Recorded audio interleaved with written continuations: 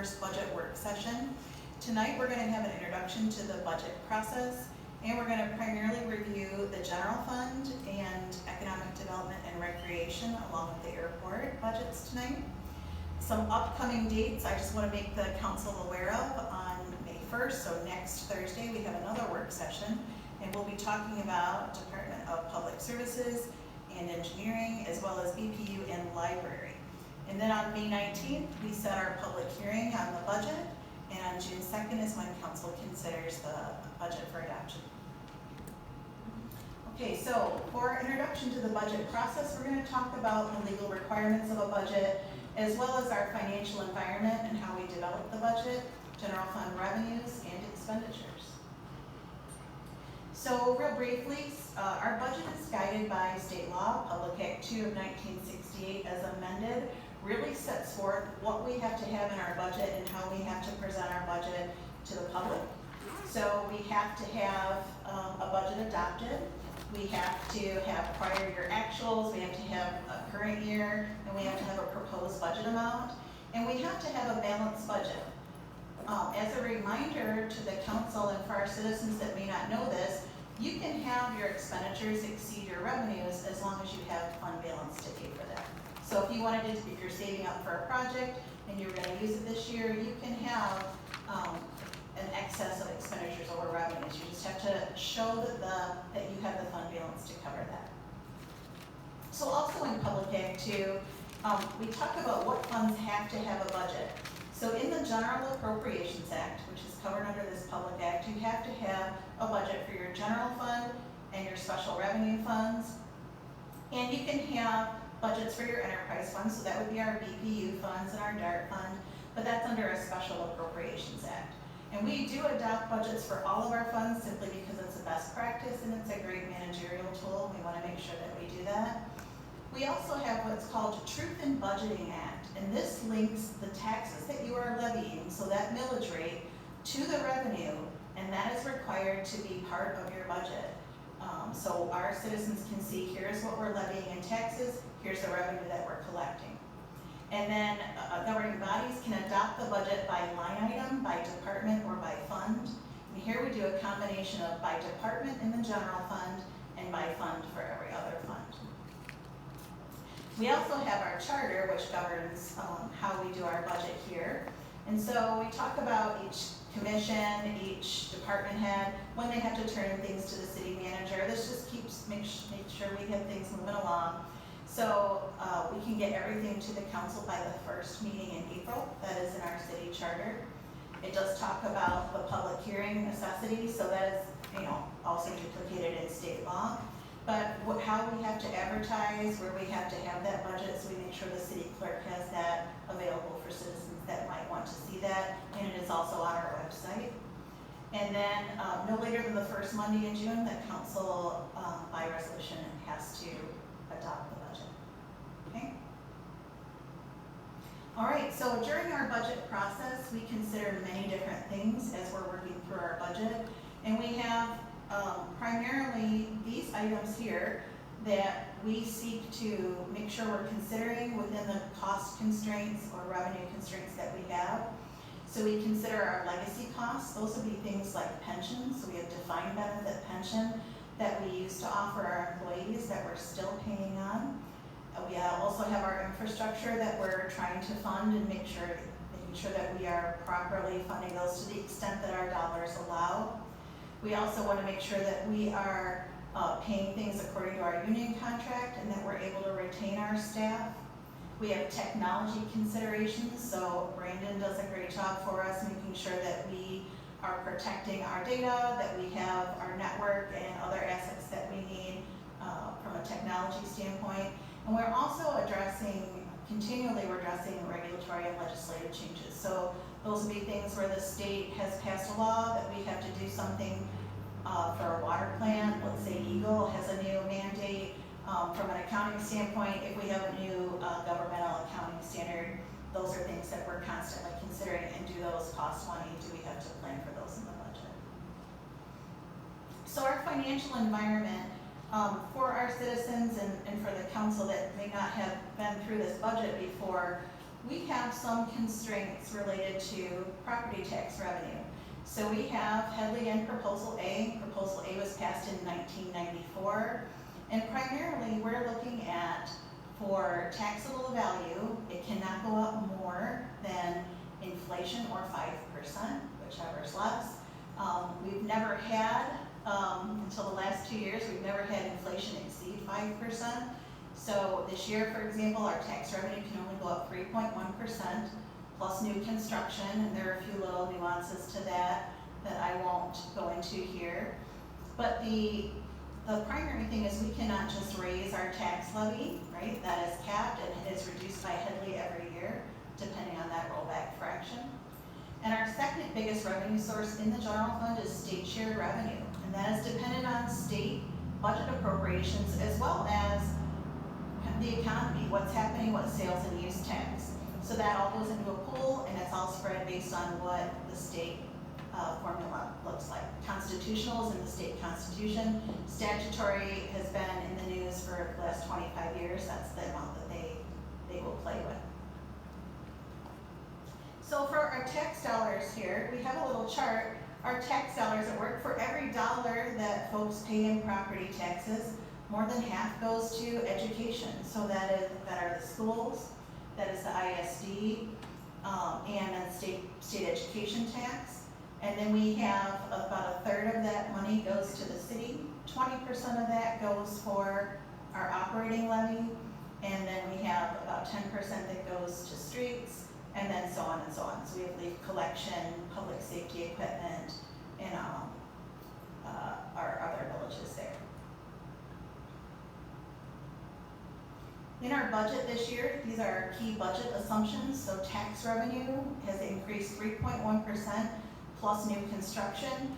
Normally that new construction number is not terribly significant, but this year we've had the benefit of the new miter going in, which provided quite a bit of new tax revenue for us, and we're quite lucky to have that. State share revenue was relatively flat this year. Our interest income is just based on the investable cash balance that we have and the rates that are in existence at the time we do the budget. If we see significant rate decreases at the Fed level, that will affect the interest income that we make. Wages are budgeted at 4 to 5% per whatever the union contracts say for each union group. Our healthcare was 8.7% increase in our premium. Our defined benefit pension, so these are all closed plans now, so no new employees can join these plans, but we will have to pay for it until we're all done. We're going to talk about that in a little bit. Slight increases there. All other fringes are relatively flat. Our property and liability insurance has gone up about 10%, and that's based on a pretty complex allocation depending on who has what pieces of property and those kinds of things. And our utility rates have been approved already by council 3 years ago. 1.5% for electric, 0% for sewer, and 10% for water. Any questions before I move on to the general fund revenue budget? Yes. I was wondering, you sent us this PowerPoint? Yep. So right after, as soon as this is done, we'll get a PDF of the PowerPoint to everybody, and we'll also put it on our website. Okay. So the general fund revenue for this year is $5.78 million. 69% of that is taxes and pilot, and another 20% is state share revenue. So 88%, 89% is taxes and state share revenue. So items that we don't really control, right? As opposed to charges for services and those kinds of things. So the primary revenue in the general fund is really mandated, and we calculate it out, and this is what we have. So barring any tax increases that are voted on by the public, we do not see any increase other than what's allowed by state law. On the expenditure side, I have two different slides here. So 5.779 million in the general fund. Primarily 71% of the general fund budget is wages and fringes. We are a service organization, and I can tell you this is consistent with all the other governments that I work with. Your wages and fringes are a big part of your budget. We also have contracted services. We have a small amount of transfers out. materials and supplies, and then we have all other for various small items in here. So, on the next slide, this is how the general fund breaks out by department. So this is what the council will vote on when they see the budget resolution. So they'll vote general fund by department is how we adopt our budget. So you can see public safety is 51% of the general fund budget for police and fire. That is consistent with most cities that I work with. And then we have a whole bunch of other statutory departments: clerk, treasurer, assessing, building and grounds. All those make up all those smaller amounts along the top there. And Sorry, yes, can you tell us the 3 big ones? yes. So the 39% is police, the 12% is fire, and then the other one I can't see. Let me go over here. Department of Public Works. Thank you. Public Works.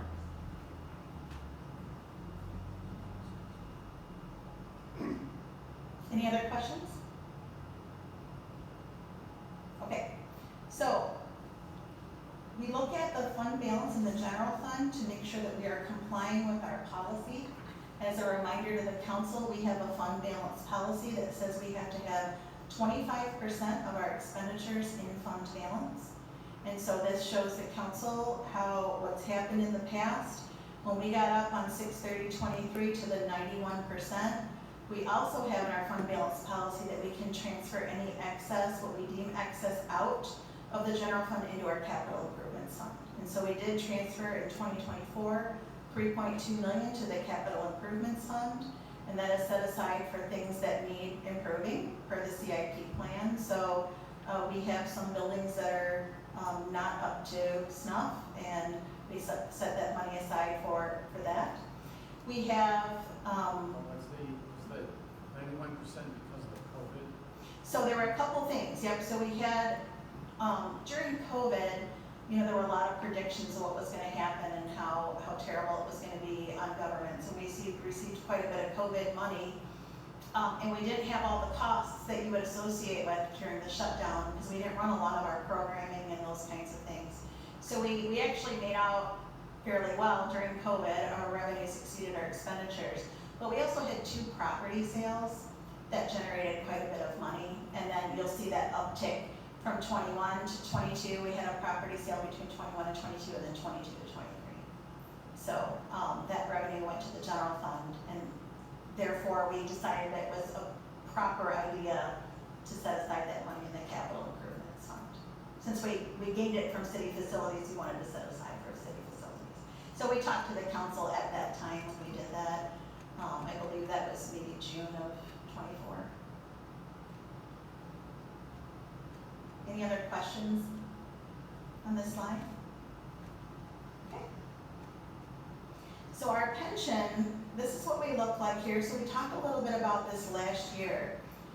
So our pension liability continues to grow, and that is because there's a lot of reasons for that, but mainly because MERS, who runs our pension, is becoming a little more strict on what they're doing for a discount rate. The discount rate is a huge component of your pension liability.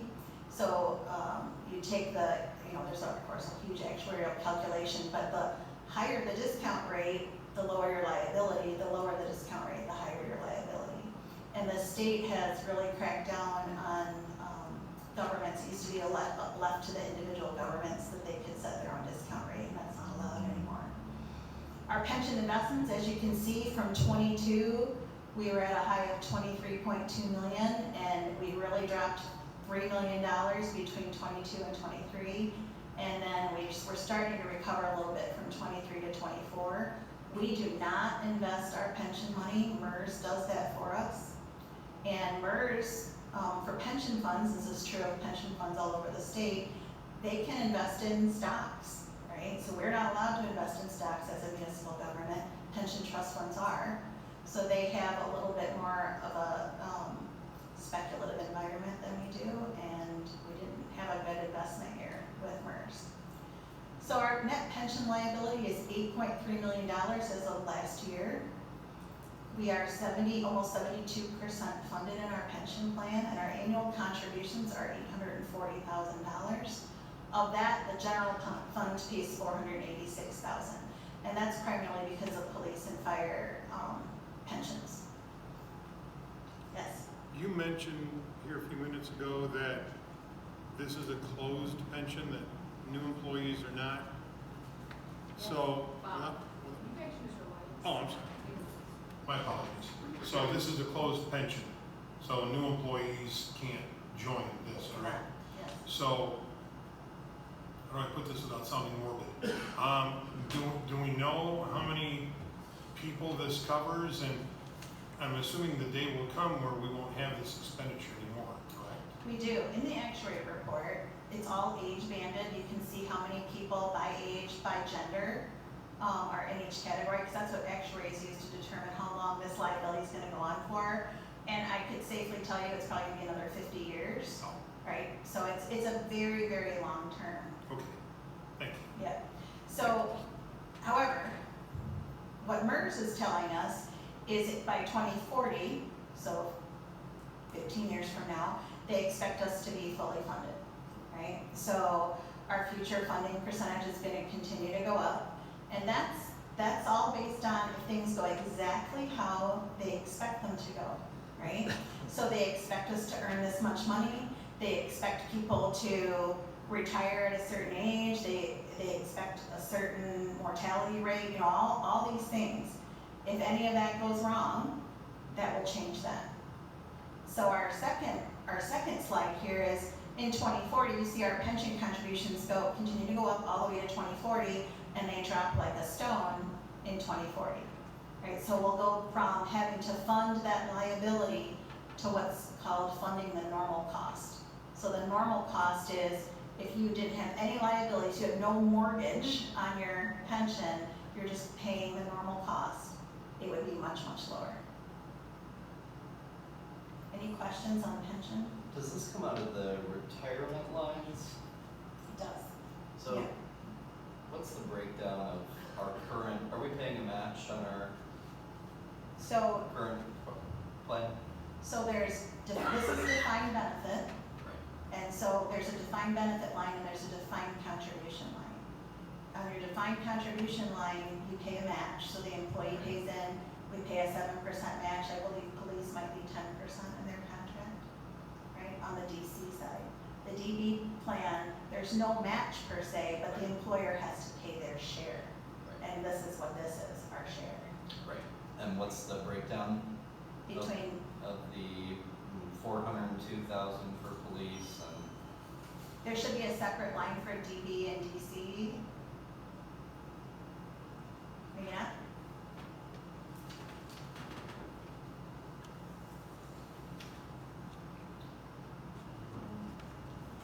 We do not have a supplement. Yeah, Oh, I'm seeing okay. a standard Alright, line okay. for retirement. So right now, the majority of the cost is DB, right? So we have very little DC. Only one person in police is on DC right now. Oh, Yeah, because they just adopted that in their contract 2 years ago. oh, okay. Yeah, So the rest of the city administrative. it's been done for a long time. Long time. Yeah, quite a long time. But police and fire just adopted that in their contract. So it's 90+%. Yeah, I'd have to calculate it for you, but it's the vast majority of it is DB. Thank you. It's also worth mentioning that on the DB side, the employees do contribute 5% of their wages into the pot. On the DB side, yes. On the DB Yes. side. Yeah, that was part of that new negotiation, right? That number was increased. Yes. Do you know the breakdown of, when you say general fund contributions are going toward the defined benefit plan, does that include both employee and employer contributions? No, just employer. Okay. Because employee contributions are not shown as an expense. So it's just the Oh, right, employer. it goes directly, okay, yeah, thank you. Yeah. But to give you some context, the pension rate might be 35% employer, 5% employee, Okay. right? So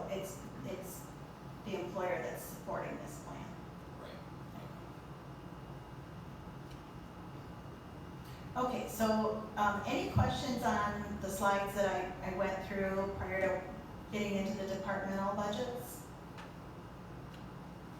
Okay, so Dave, do you wanna start us off on the city council and city manager budget, and if you can say what page of the budget you're on for folks? So they are on page 2 of the spreadsheets that you probably have in front of you. City council, budget has remained fairly consistent. The main increase there has been with the council wages, and that was primarily just because of the council committee meetings, having some additional meetings of those. So we anticipate that probably about $3,000 worth of additional expenditure there. Otherwise, everything else is pretty much stable that it has been. Any questions on the council budget? Yeah, what are dues and subscriptions? Dues and subscriptions would be the Michigan Municipal League. That's it for the council. I think MML is the primary one for the city council budget. Yes. Okay, and what do we get from Michigan Municipal League for that? Well, we are part of the workman's comp program that they have. They do lobbying on our behalf. They do conferences, educational type things. Those are the main ones. Karen, is there anything else that you can think of? Lobbying. Yeah, so primarily lobbying and that we can be part of their insurance pool are the two big things. We're not part of their insurance pool though, correct? We're a part for workers' comp, we are, Okay. yeah. They do have a insurance pool for the hazard and liability. Right. It just, we haven't done that Okay. before. Does the savings on the workers' comp pool pay for the cost of the dues? Because I don't think we really take advantage of training, or do we use them for lobbying for anything? I would say we do use them for lobbying, particularly as the bigger bills come out. We don't use them individually for lobbying, it's more of a group. Right. Okay. Yeah, I've seen, I don't know what their political orientation is, what they're lobbying for and against necessarily. Yeah, you don't have numbers on the savings from the workers' comp pool? We would have to do a bid on workers' comp for me to Okay. have comparable numbers. Okay. Yeah, that's something I'd like to look into. I assume it's pretty standard for cities to be part of the Michigan Municipal League. It is. Yeah, but that's $6,000 that I don't know much about, so I'd like to look more into that. And then what is miscellaneous communications? It doesn't look like we've drawn from that fund, and I looked back to like 2018 or something. It doesn't look like we've drawn from that line item in quite a while. Karen, do you recall what we pulled out of that? You know, I remember it being requested last year, but I don't remember why. So I can look and see if I have any notes from last year. Okay, thank you. And I was gonna ask about training, but I heard that we have now started doing training again for council, so that money was used this year for new councilman, okay. Yeah, sorry. So I was deputy state treasurer here in Michigan, and I was also the economist for the Republican Senate for 6 years as well. And the Michigan Municipal League is a primary lobbyist for issues that come up where there's gonna be some bill that's gonna do something that municipalities in general are gonna suffer from, or if a senator has a bill that is going to improve things for municipalities, let's say to increase state revenue sharing or something like that, and they're one of the primary lobbyists that assist municipalities. Thank you, Councilman Wolfram, I appreciate that. So you think they're generally trying to resist more mandates on cities, more Yep. required spending? Okay, thank you, appreciate that. Anything else on council?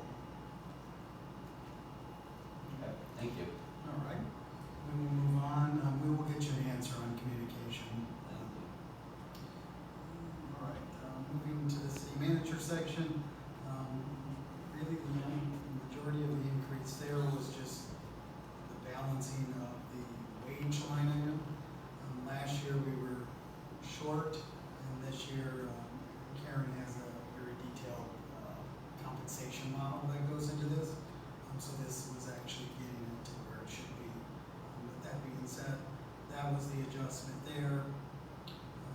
Also, Dave, the pension, I was only calculating your retirement in the current year budget and realized that there was a pension being paid to a city manager from many years ago, and I had to include that this year. So that's not your pension, it's, I didn't include this other pension. There's a city manager from way back, I'd say probably at least a couple of decades or so ago, that is still collecting, so we're still paying. And that's what Karen's referring to. What percentage of the increase, did the retirement line for Dave just have a standard inflationary bump, 22, 23,000, something like that? I have to calculate the breakout between the two. Okay. Yeah. Yeah, because 13,000 total, that was one of my questions. Yeah. And then for wages, how much did that fall short? Because that was a $15,000 jump. Yeah, so when I did the last year's wage model, which populates the 24-25 budget, it was before Dave's contract was settled. I did it a little too early, and then I did not include his bump up for last year. So I actually will be back to council with a budget amendment to take care of that. So it makes it look like it's $15,000 higher than last year, but it's not. It's $15,000 higher than what I had budgeted, which did not include last year's pay increase. So I have to get that going. But I can get you those exact numbers. Great, thank you, I appreciate that. I'm curious about dues and, or, excuse me, contractual services. Doesn't look like you've dipped into that since 22, 23. Correct. What has that been used for? I don't know what 22, 23 was used for. It depends on what the previous finance directors would have classified in there. We just, We can look. I mean, I can tell you what it was used for and get an answer to you. Okay. It's to give the city manager some flexibility in case he has to hire somebody to do something that's, pretty standard, not a lot of money. But he doesn't usually have to use it. Okay. they're typically taken out of different areas, so I haven't had to use it in my particular Okay. line. And then dues and subscriptions, what are you subscribed to? The Michigan Municipal Executives and City Managers Group, Okay. Economic Development Group, the International City Managers Association, ICMA, and then the IEDC, which is the International Economic Developers Association, so there's four that are typically a member of. Michigan Municipal Executive, Michigan MEDC, or MEDC? Michigan MEDA. Economic Development Association, Okay. the ICMA. ICMA, and then the IEDC, which is the International Economic Developers Association. Okay, thank you. For things like training and seminars, so how is a number like 2,500 picked? You've used 455 this year, maybe you've gone up 1,500 the year before that, 900 the year before that.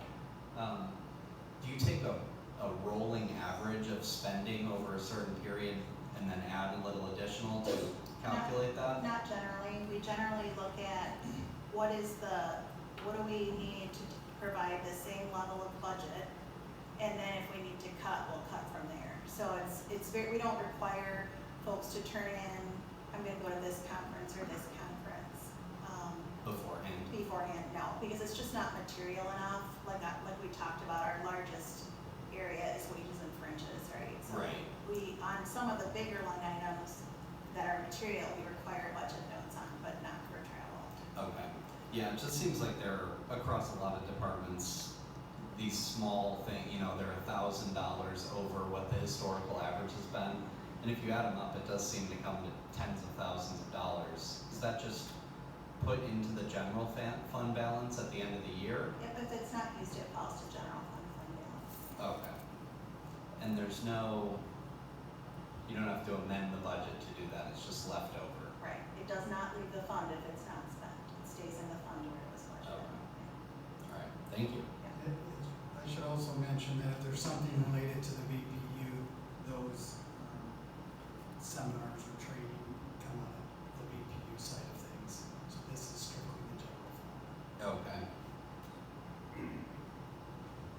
Yeah, I think that's all set. My other question was about supplies again, why?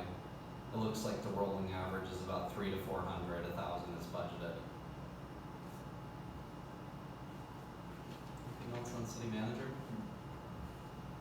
Councilman Bellin?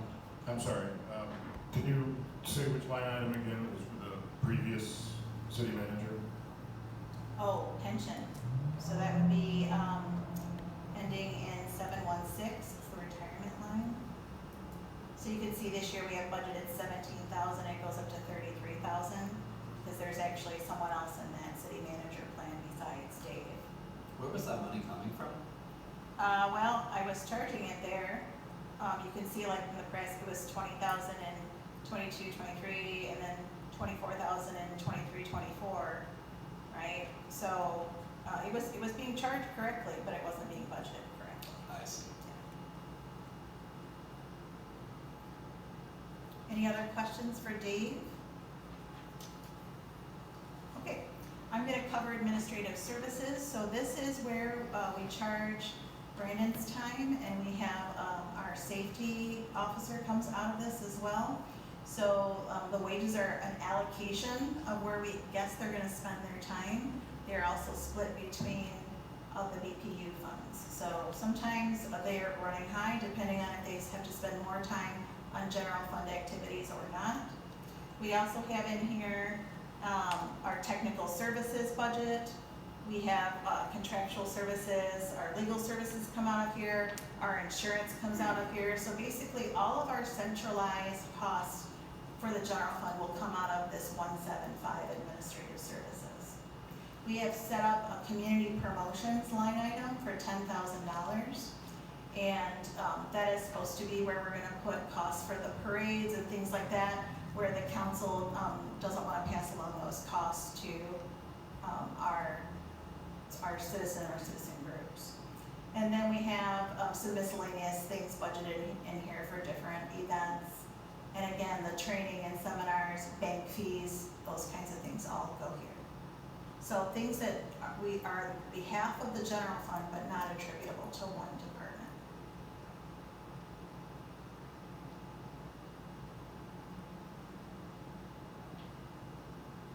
Any questions? Again, on, oh goodness, hard to track with your eyes. I think it's technical services, 802. 50,000 budget, 49,087 budgeted. Looks like the rolling average is in the 30s, so that's a little bit of a lot. That seems like potentially $15,000 to $20,000 of leeway there.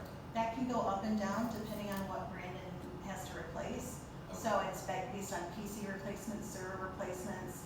Is our network, does something have to be replaced? So he has a very detailed schedule that makes that up. Okay. So that does go up and down. Do you know if he's gonna come close to the 50,429 this year? Because I don't, but we can find that out. Okay. We got 2 months left and only spent half of that, so.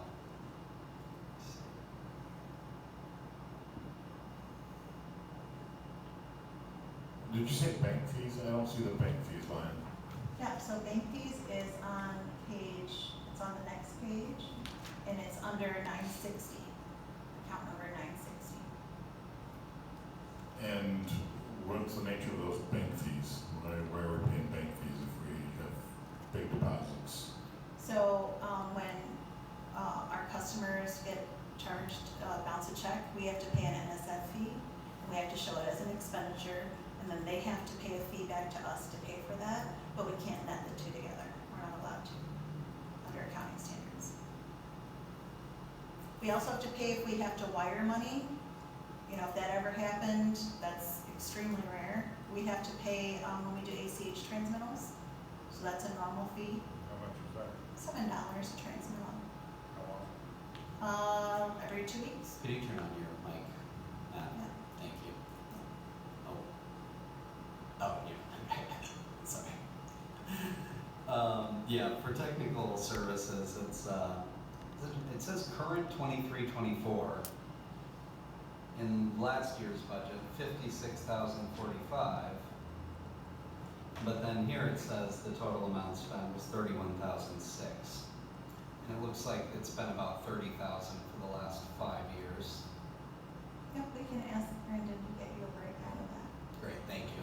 Appreciate it. Okay. I'm sorry. It's okay. ACH every 2 weeks, like one $7 charge every 2 weeks? Yep, so every time you send a file, right? So we send a file for payroll, Okay, yeah. for all payroll, All one payroll. $7 fee. Yeah. Okay. It looks like we weren't being charged bake fees in 2019, 2020, 21. We were being charged them, they weren't, the general fund was not paying their share, Oh, okay, where were they coming from? EPU. I see, okay. Okay, anything else on administrative services? Thank you. So I'm just gonna go ahead and go into the finance line. We are primarily budgeting the same level of activity, meaning the same for the audit. We did give our finance person a wage increase, so that is reflected here. And as well as our health insurance cost. Our audit contract is still in effect, so we have not raised those contracted fees. That comes out of contractual services, as well as my company, the Woodhill Group, comes out of contracted services. And then we have bank fees in here as well. And we have a little bit for training, travel. Sometimes Tina will go on seminars if we find something that is going to be relevant to the work that she's doing, and sometimes she does not travel. So that's why you see the variableness in that history there. Any questions on the finance budget? So, okay, so your contractual services, Yes. that's Woodhill. Yep. And the auditors. And why did that decrease?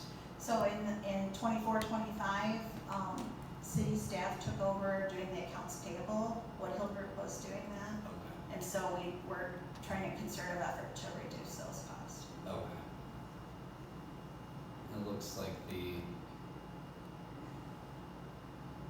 $10,000 savings between, so is the raise for the city employee The raises for because the of this city. new?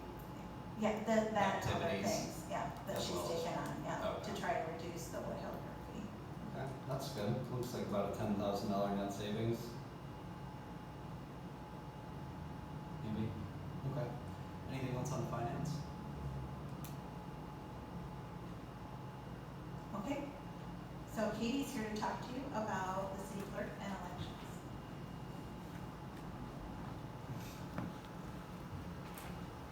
Good evening, council.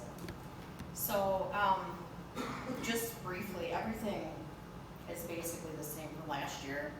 The only item that you could kind of question would be the wage line, and that is because Michelle has been doing some of the deputy clerk duties.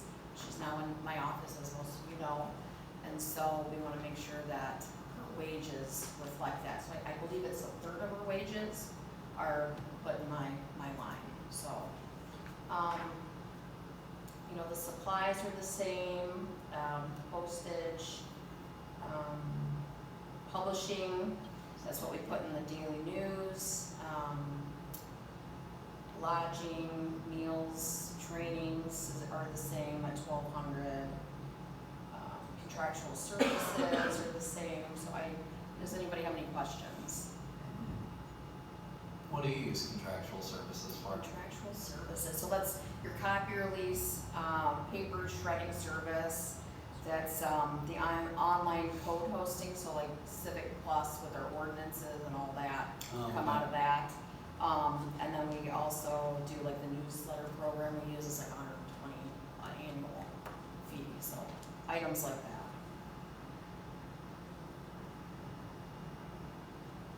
And there's no capital outlay. And then I'm assuming that a portion of Michelle's retirement and health insurance are also moved to? I believe that's true, is that true? Yes, Okay, so that explains the increase there. correct. And must must be life and disability insurance. Yes. Okay. Anybody else have any questions on clerk? Okay, for elections, we dropped the line, so contractual services down, what is it, 12,000 this year. And that's due because it's not a presidential year, so that's a savings, right? So that's, election inspector wages, programming, what else is in there? Maintenance, service when it's needed, and then election setup, public services helps me every election to set up the library too.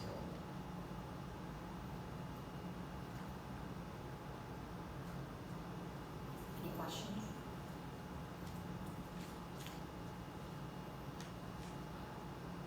Okay, well, thank you. Thanks, Katie. Okay, so for our city treasurer budget, Peter's actually here. Peter, do you want to get up and talk about your budget that you didn't set up? So Peter's budget is exactly the same, although Peter will get a raise with the rest of us, so I noticed that's not reflected in here. Sorry, Peter. The big part of Peter's budget is refunds and rebates. So that is when we collect payment in lieu of tax, we have to turn around and pay out a share according to a state formula that we use, so we don't get to keep the majority of our payment in lieu of tax for housing developments. We have to give that to the taxing units. So that's reflective of the it's the majority of that $145,000 that's budgeted there. Anything else you want me to add? Any questions about Peter's budget? I'll ask, what do you use contractual services for? So that is a little bit of the Woodhill Group time for, for what he uses for help with special acts and a few other things if there's big tax changes. Okay. All right, so assessing. That's mostly your time then? No, actually, it's Matt Horning from our company Okay. that does that. He was a former city treasurer Okay. that works for us now. Okay, so assessing and planning is up next, and I believe Kim's here.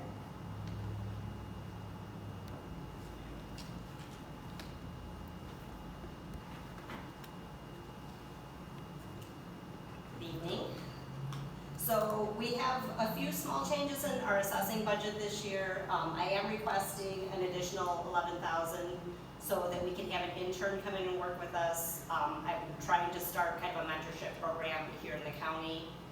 I was hoping to get some of the other county assessors on board, but they all, due to time constraints, I think I'm probably the only one that's going to be participating. So, but we would like to make that a paid part-time position. It would be helping out newly certified assessors to give them some experience working with existing assessors in the field and in the office to learn about the parts of the program that you don't learn in the state certification education program. And then in addition to that, our other changes, I did request a little bit more in my education line item this year. I was elected this year to a position on the Michigan Assessors Association board. So as part of that position, I will be attending their annual conference. I don't normally go to the conference. Olivia did go last year, so I do try and, either she or I tries to go every year, but this year I'm planning on going to that, and it's on Mackinac Island, so I'm expecting it to cost a little bit more than it normally does. And then there was also a line item added for debt service for a lease. That was to account for the costs for our vehicle because it was coming strictly out of DPS prior to this year. So just to show where that expense is going to, we added that line item in my budget. And then on the planning side, we have some additional expenses. Alan has announced that he plans to retire during this budget year, so We're going to need to have some payouts to him for his accrued sick time and vacation time. I'm sorry, what page are we on?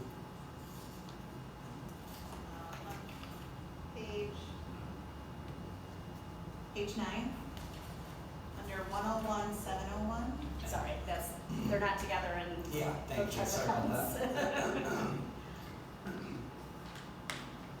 And then we also did budget for code enforcement this year, 50,000, so that we can try and clean up a couple more properties this year that have been on our list for a decade or two.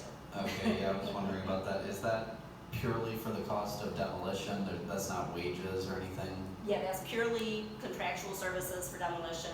Okay. We do have a small amount that we normally put into that line item for postage and just normal day-to-day costs for code enforcement as well, but primarily it's gonna be for that demolition. And we didn't do any this year? We did not budget any this year. Really? Okay.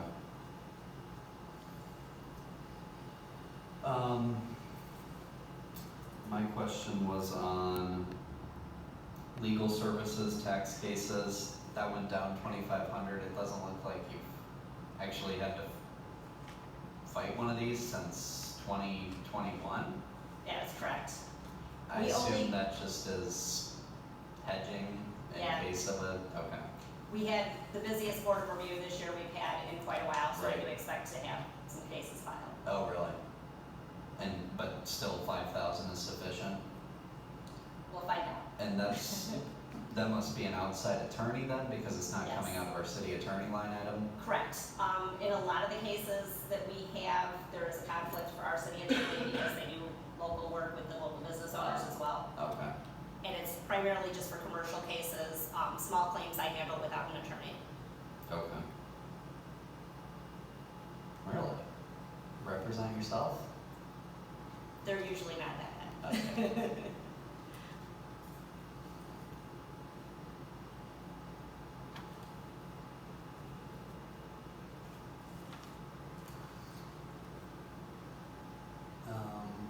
Similar question to before, on planning for dues and subscriptions. So that is our Region 2, and then the Michigan Association of Planners, and a couple magazines, I think.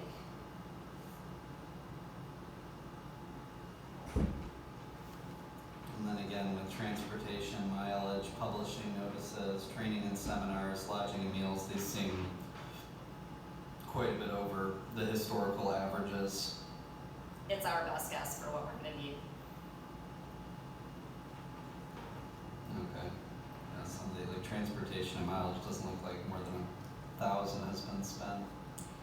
So in the past, we were budgeting in that line item for mileage for the vehicle, but then I'm not sure if it wasn't getting charged to our line item, because it was supposed to be a journal entry at the end of the year.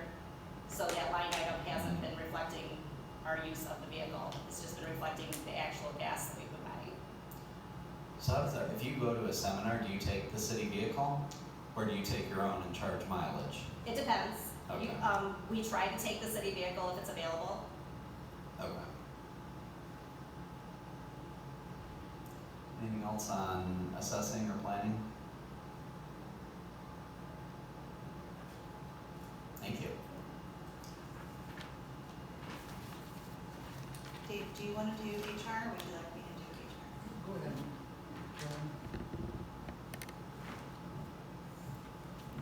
Could you give us a page number? I sure can.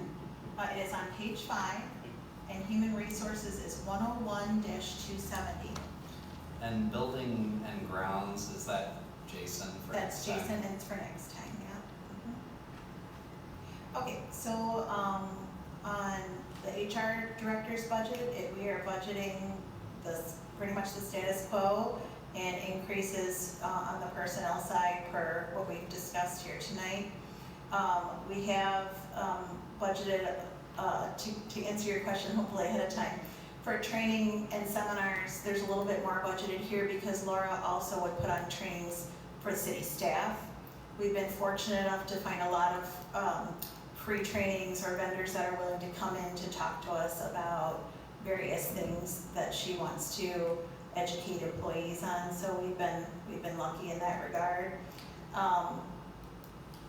With respect to contractual services, Laura and Ann dues, both of those, Laura has the Society of Human Resource Manager subscriptions that she pays for, and they provide us a resource if we need help on policy or COBRA or any of those various laws. This year, there was a big change in February related to sick time for part-time employees that now we have to provide. So different things come up throughout the year. What was the change to wages? You said there was The normal increase we gave to everybody is just reflected Oh, here. okay, I'm sorry, I thought you added something after No. that. Okay. I'm sorry, how many part-time employees does she have? She doesn't have any part-time employees. She has to administer the new ESTA law for the part-time employees that now. So the city has many part-time employees. Yeah. Any questions on the HR side? Okay, so Scott's here to talk to us tonight about police and fire's budget. And that starts on page 5 and goes through page 6.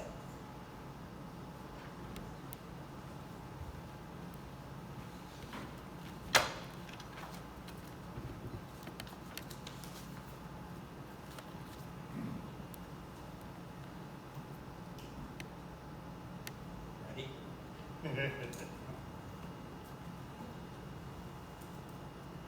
I'm gonna run down just a few things. We're gonna start with the police one.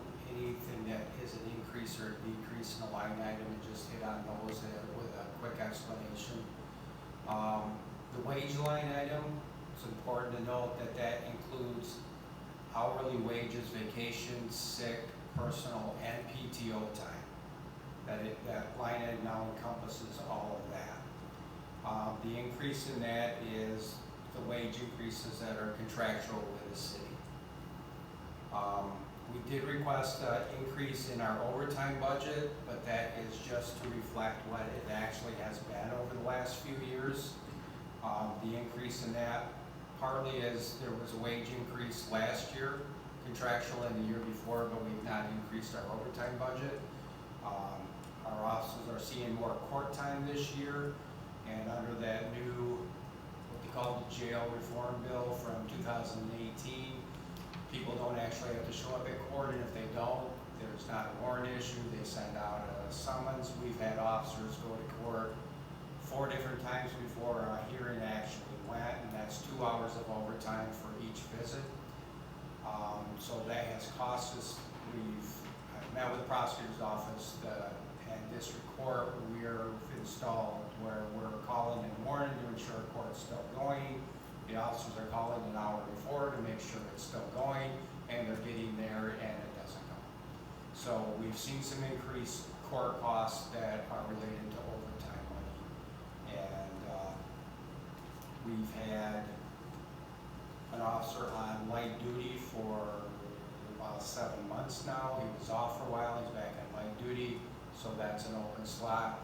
Other people, when we have somebody or an open slot like that, and they're still get their requested time off, their time of accrued for vacation, sick, or whatever, so that has increased a little bit of our overtime. So we're just trying to get it to where it's actually realistic of what we are going to expend on that and have them. Can I just ask a question? Should we talk to our state representative about this 2018 law? This came from the state, so And what's the law? 2018 was. I'm pretty sure it was in 2018, and some of the paperwork I saw, it said jail reform bill, but it encompasses many things. That's the one where it created where we were no longer able to make a custodial arrest on a misdemeanor charge unless it was assaulted or drunk driving.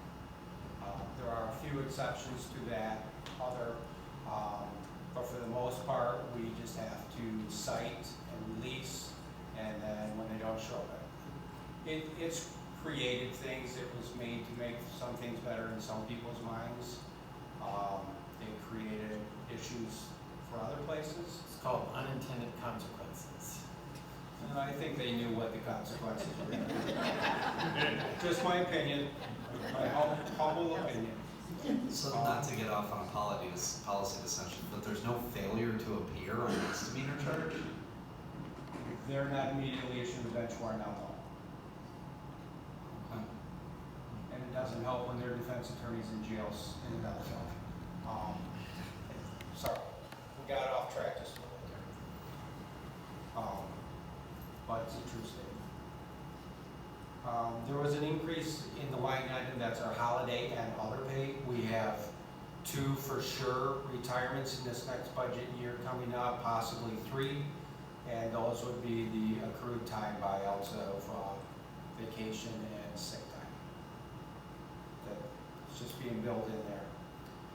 Supplies, we only asked for an increase of $1,000 because pretty much the cost of our supplies have all been increasing. And we get pretty close to using the entire supply budget. I think we're just about there right now. Plus, we do need a couple of file cabinets and replace about a 45-year-old desk that's about ready to fall in on itself. So we do have some needs there to spend. So we requested $1,000 extra in our supply budget.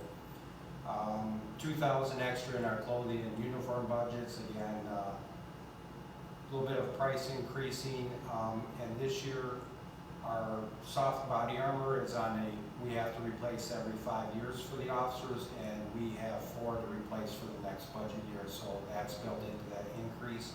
We have to pay 100% of that up front. We are in a federal program where we do, after all the paperwork's done, get a 50% reimbursement for our body armor that we purchase.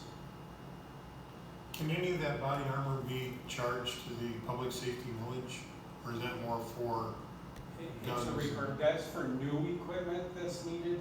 Oh, okay. I don't think so. It's more of a capital thing where this is a replacement. Okay, thank you. On the clothing and uniforms, do you just wait to the end of the budget year, or did you not actually need that 12,000 this year? It says you've only spent 1,800. 742. Looks like you've been spending in years past. Well, the budget that was presented, that was prepared in February, that's not to date. Yeah, that actual is only through February 28th. Right now, under clothing and uniforms, 12,000, we've spent 2290. There was an anticipation that we would be sending 1 or 2 people to the police academy, and that entails buying all their stuff for the academy. They require specific uniforms for classroom. They require specific stuff for physical training, and all that comes out of clothing and uniforms. We did not send anybody this budget year. There was an expectation that we were going to. We actually hired someone that was already a certified officer, so we saved that expense that we had built into the budget. Okay. Thank you. Hey, Scott. So the officers don't have to buy their own uniforms? The city provides those? Correct.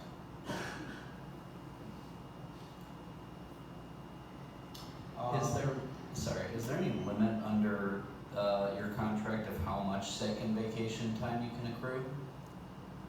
Yes. Oh, okay. They can, there's how much they get per anniversary year. And by contract, we're allowed to carry 50% of that over into the next year. If they still have over 50% left at the end of their anniversary year, that percentage, they just lose it down to 50%. Okay. They're very conscious about that. You wouldn't want to lose it. It's happened a few times, but Yeah. we'll hit on contractual, then I'll answer your question, Josh, about contractual. Thank you. We do have an increase in that of 11,000.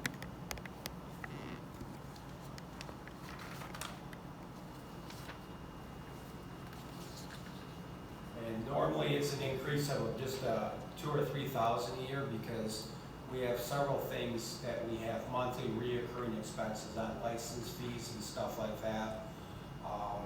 And we base the next year's requested budget on what they charge us this year, but they always increase, and we never know what the increases are going to be. So part of about 3,000 of that 11 is for anticipated increases in what we pay for out of our contractual services, and I will go over what those are. But what we are adding this year is, it has come time, and most departments have done that, is going to issue department cell phones.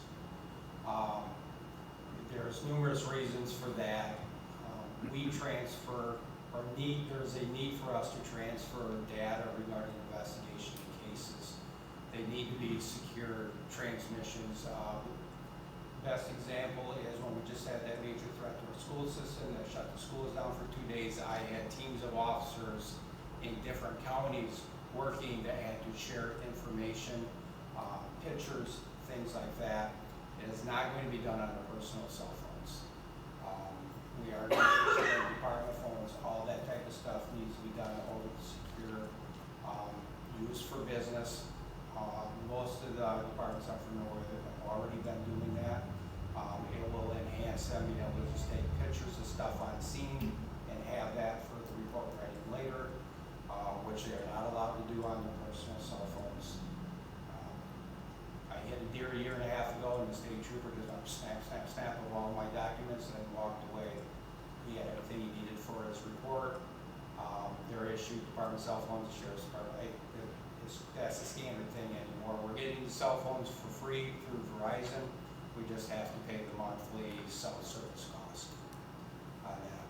So that's the How increase. are they documenting things currently then? Body camera and taking the time to write it down in the notebook. Okay, yeah.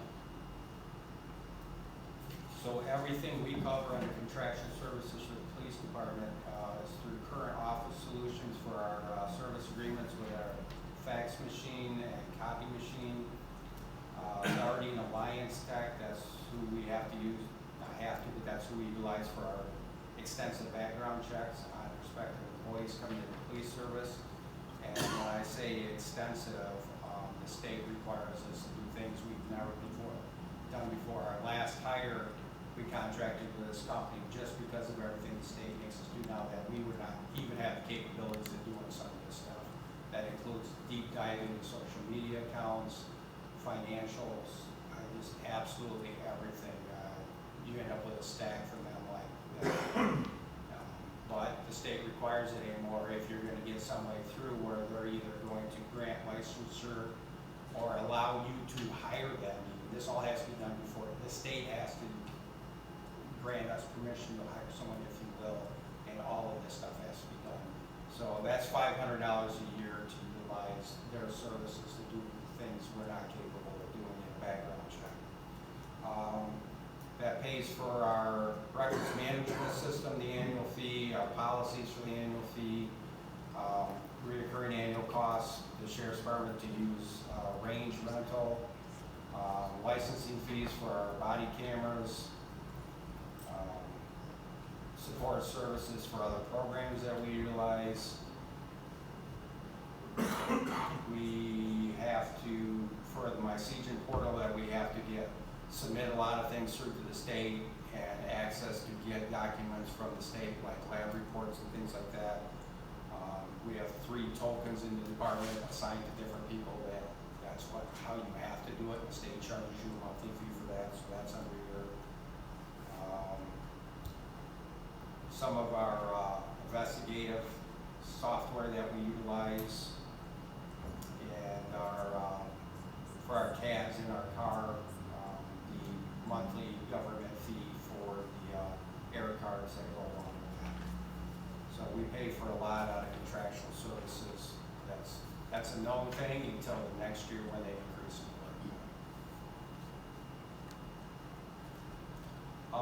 You'll see a line item on there that says continuing professional education. That is the state mandate that came out July of '24 that requires every licensed law enforcement in the state of Michigan to last year, so it's happened in the middle of the year, was 12 continuing professional education credits or hours of training, but the state tells you how many hours have to be under topics that they choose and tell you you have to train on, and then the rest are elective, but they have to be approved by the state to get credit for through continuing professional education.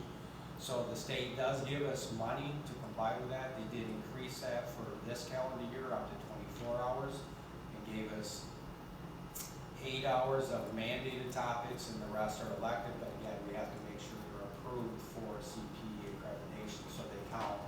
And there is a penalty if every single one of our officers does not complete the 24 hours by the end of the year, the state will pull their license as a police officer. So they fund that. Is that new revenue reflected in other revenue police department?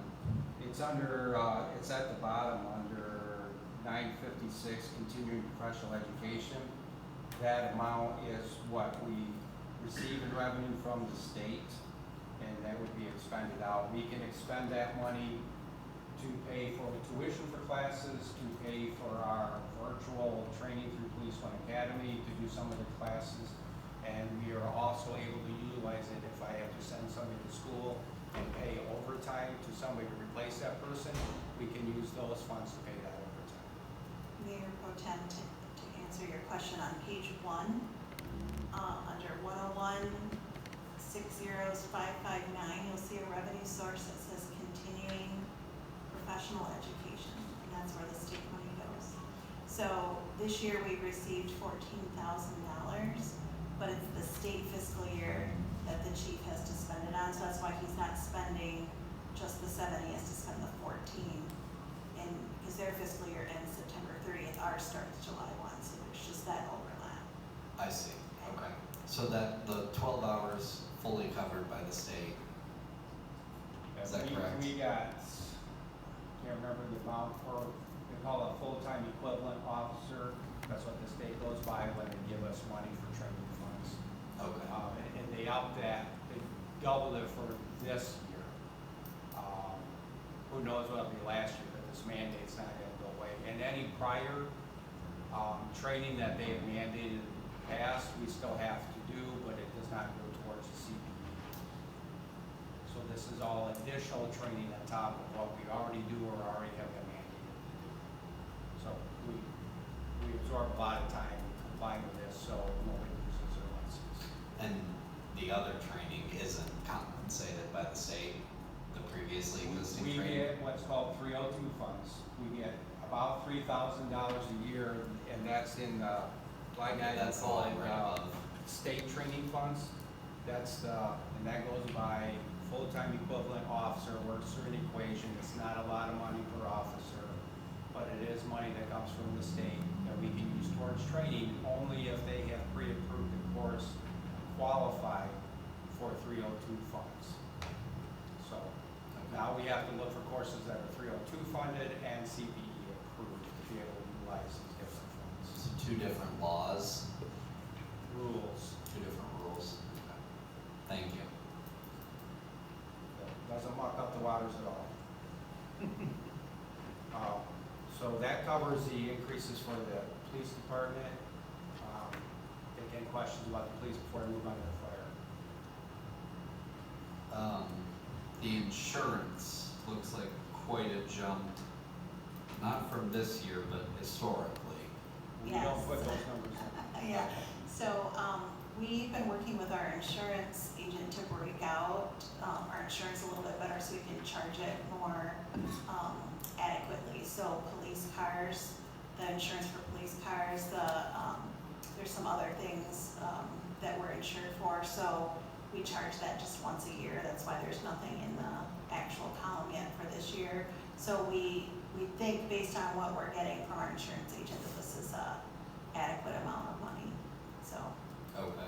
What were the jumps in 22, 23, and then it went down substantially in Yeah, 23, 24? I think we had one year we couldn't get the information that we wanted. So Vested Risk, does a great job for us, but if whoever's the carrier, if they can't get us that information broken out, then we don't charge it. We put it in our central line item. So I think we had a little bit of a struggle getting the information that directly related to police. So that's why you see just a smaller amount charged that year. What do you mean central? Is there an a catch-all insurance There is. line In somewhere? that 175 department, the administrative services department, I see. we have about, I wanna say $90,000 budgeted there for insurance, yeah. So in administrative services on page 3, the very top line is insurance. So that's where it would go. If we can't attribute it to a department, it would go there.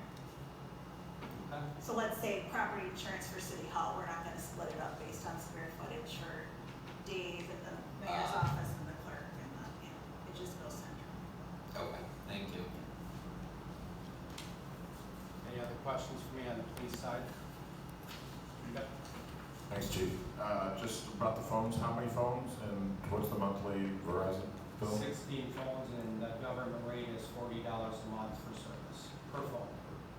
And that's the same that we pay for the Verizon air cards in our mobile data terminals in our cars.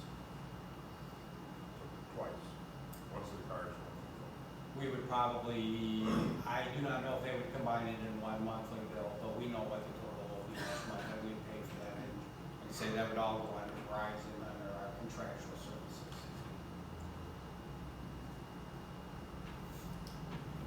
Okay, I'll move on to fire. Again, the wages, and anything associated to any money line item is a contractual agreement they have with the city. I did request a $3,000 increase in the wages for the part-time firefighters. 2 reasons for that. One, and I met with Karen on this, the minimum wage went up, and they get paid minimum wage for training. And I think it was just training they got minimum wage for it. And there's another rate they get paid for responding to medical calls, and then there was another rate for rescue fire calls. And because of that minimum wage going up, and we have one leaving for military service for almost a year, and we have another one that lost their medical license, and it's kind of, and I will deal with that administratively, not giving us a lot right now, so I just added one person in the part paid ranks, and the expectation is we'll want to add one more person, so requested 3,000 increase in their wages just to cover that. They're contractual for the fire department. Again, it covers many things, but there's a decrease of about $1,400 in that. And that is because their SCB air tanks and their high pressure air tanks have to be hydro tested every 5 years. So this coming year, nothing gets hydro tested. So that's a reduction for this year in contractual services for that. Whatever year it comes up again, that'll be added in for that year.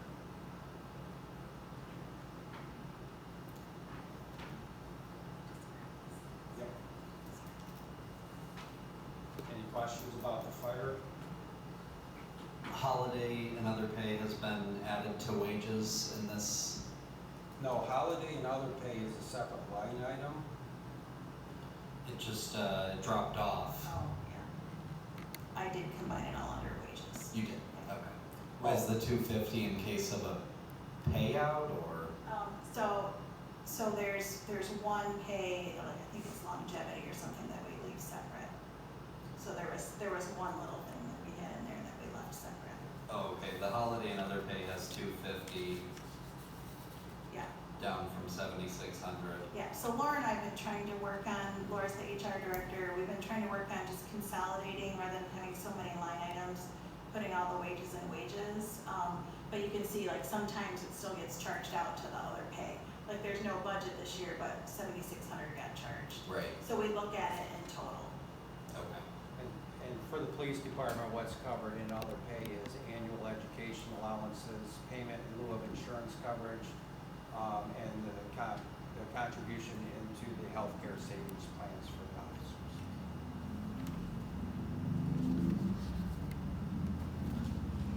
What is the vehicle equipment maintenance support supplies used for?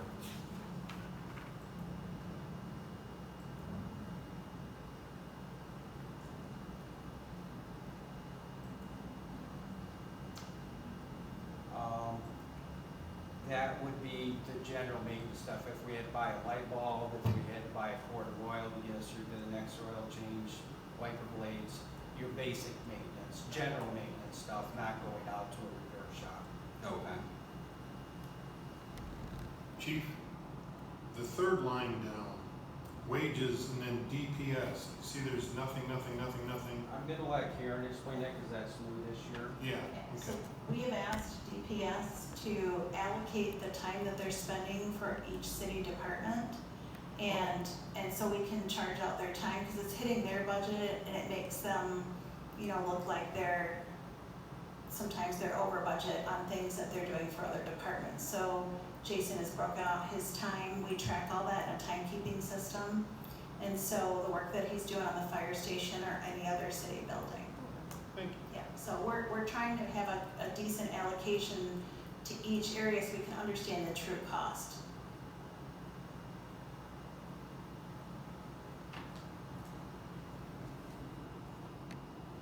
Anything else?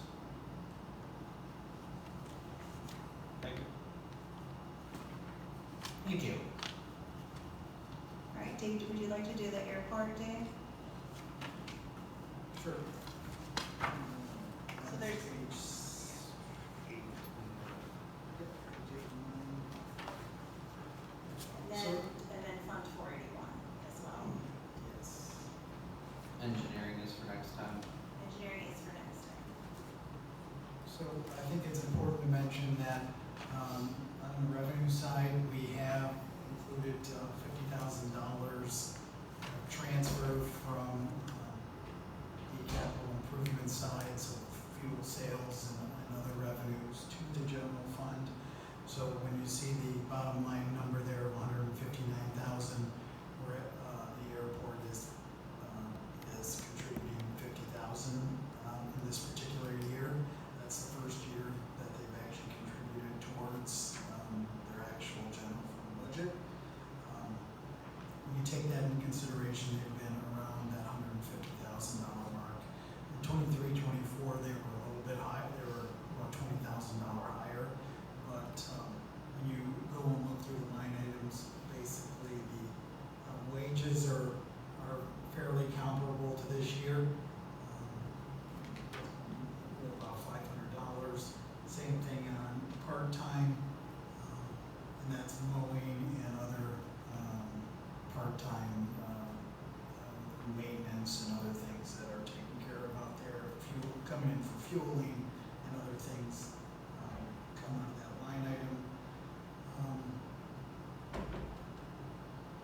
We have our contractual services, we actually reduced that $4,000 from $18,000 to $14,000. I don't have the exact list here, but it is broken down in detail in Ginger's budget. I just don't have it here in front of me. And then utilities did go up, primarily because we will have the new terminal in operation, and the existing terminal will be there, so that went up just shy of $5,000. And repairs and maintenance went up a couple $1,000, given we have a lot of older equipment out there.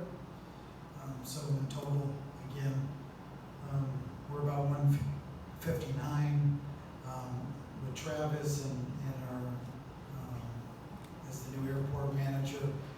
We're actually hoping that we can bring that in at a lower amount by utilizing staffing differently and call outs and those things. Any questions on that? I talked with Travis about reassessing the liability insurance out there. Is that part of that projected increase? I don't think that is part of that, because this was done prior to Travis. Oh, that's right, yeah, okay. Yeah, doubled year over year, but I guess we're 1,300 over budget in February. it doubled because their property insurance went up because of the value of the terminal. Oh, right, okay, yeah.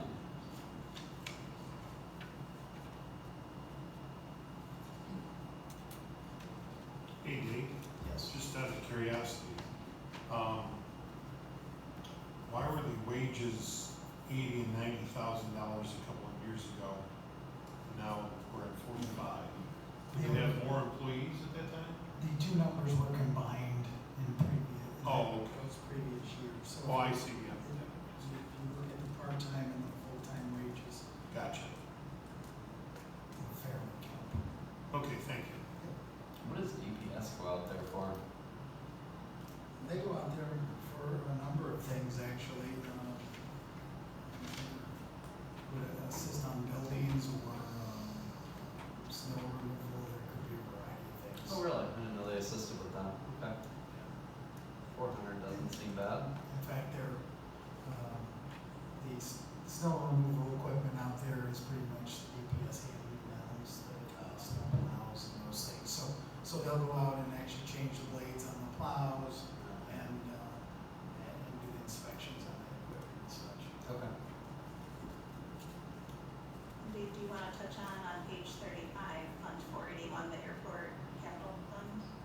Yes. Sorry, what page? 35? Karen, can you talk about how you do the revenue on this? Yeah, so.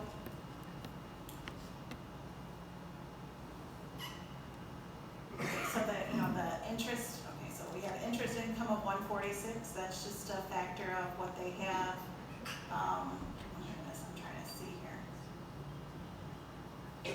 Oh no, I'm sorry, the 146 is the state grant, the 25,000 is the interest. The rents for the airport and airport hangars are just based on the vacancy rates times the rates times the number of people we have signed up for leases. And fuel sales is really just an estimate of Ginger, guessing how much fuel will be per gallon versus what our customers are gonna need. So all of that is really an estimate. We don't really know, and as council probably recalls, sometimes we come back with budget amendments to increase our revenue and increase our expenditures due to the cost of fuel. So it's a commodity, it goes up and down with that market. On the expenditure side, the wages that are charged here, everything here is related to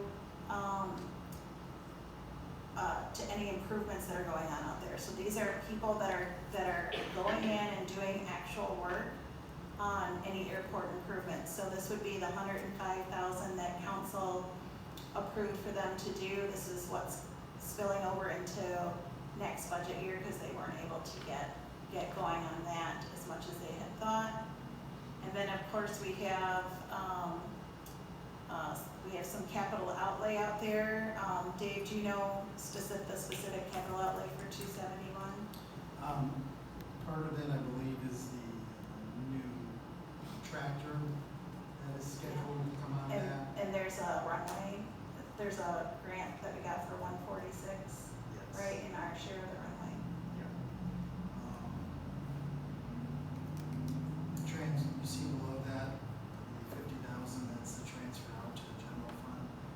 We'd have to pull the detailed layout or capital outlay. I don't remember all the specific things that were part of that. It's probably, There was a mower. the mower, probably, and some other stuff, but I just don't. I can get that.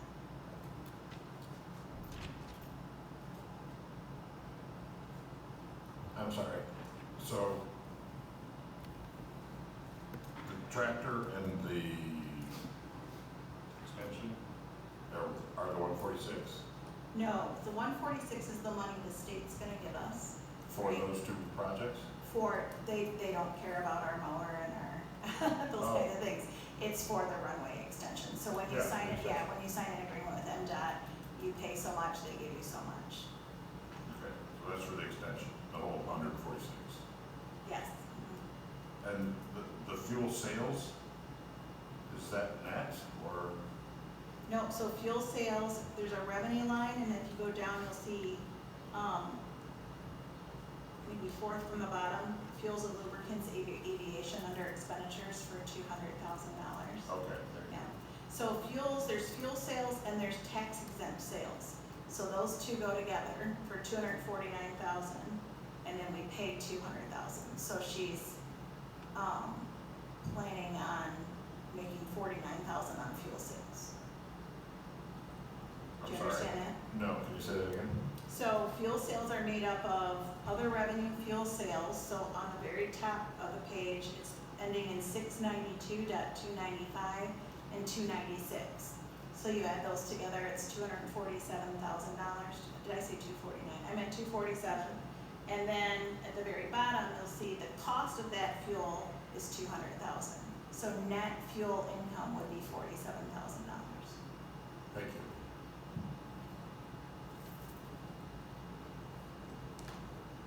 Any other questions on airport? Okay, we have Sam with us tonight to talk about economic development.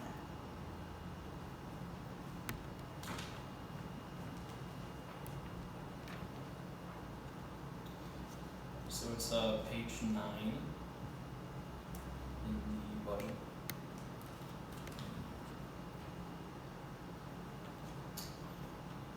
So for the Economic Development Office, you'll notice a lot of the stuff has stayed the same. There are a couple of line items where we've actually reduced the budget request this year.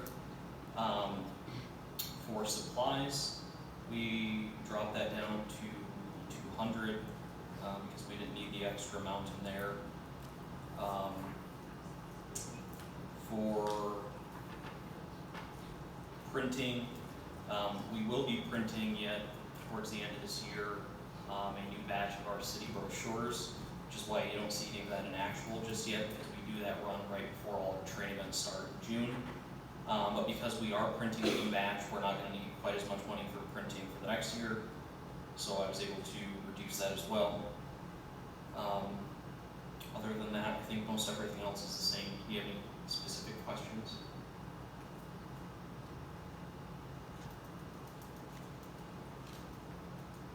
Sam, where does the advertising budget, is that under economic development, or does that fall in a separate place for the budget? What advertising?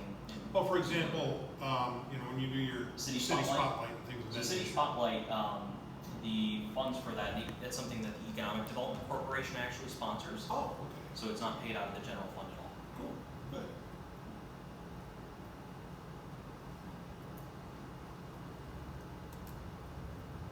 Just for the wages, who does that pay? Just for you. Got it.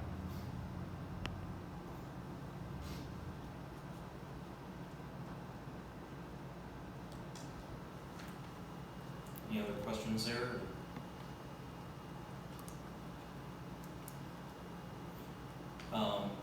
We can just really briefly, are we touching on the EDC Yes, one as well? Okay.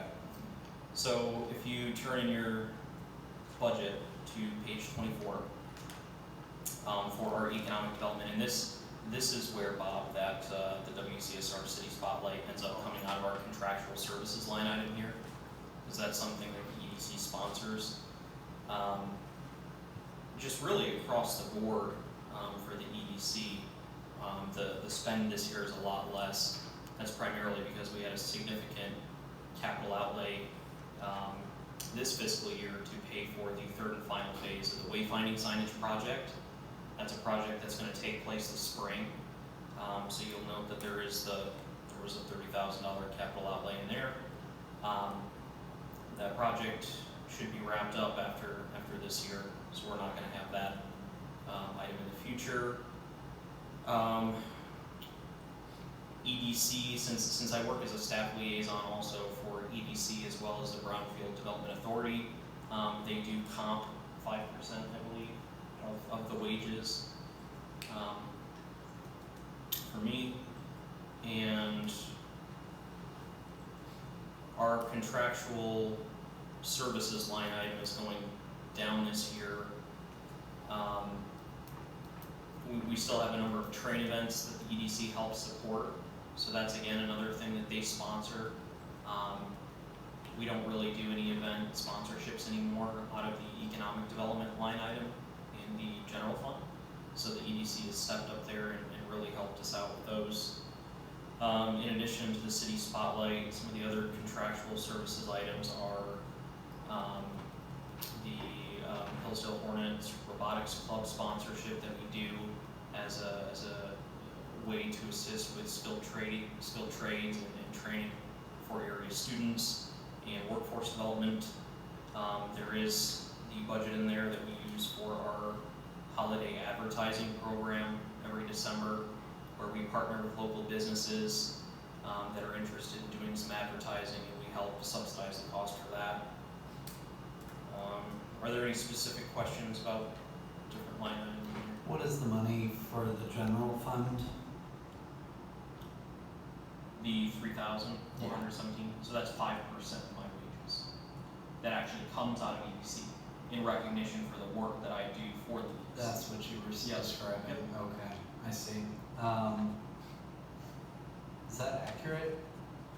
Is 5% of your work EDC related, or is this a bylaw thing? No, it's not a bylaw thing. I think we're just doing it in order to help out the general fund.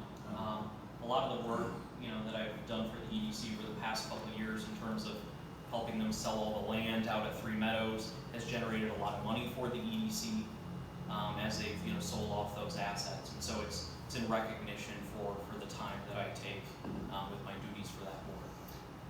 Why was the decision made to spend the community promotion funds out of administrative services rather than EDC? Is that a typical EDC function to sponsor events downtown?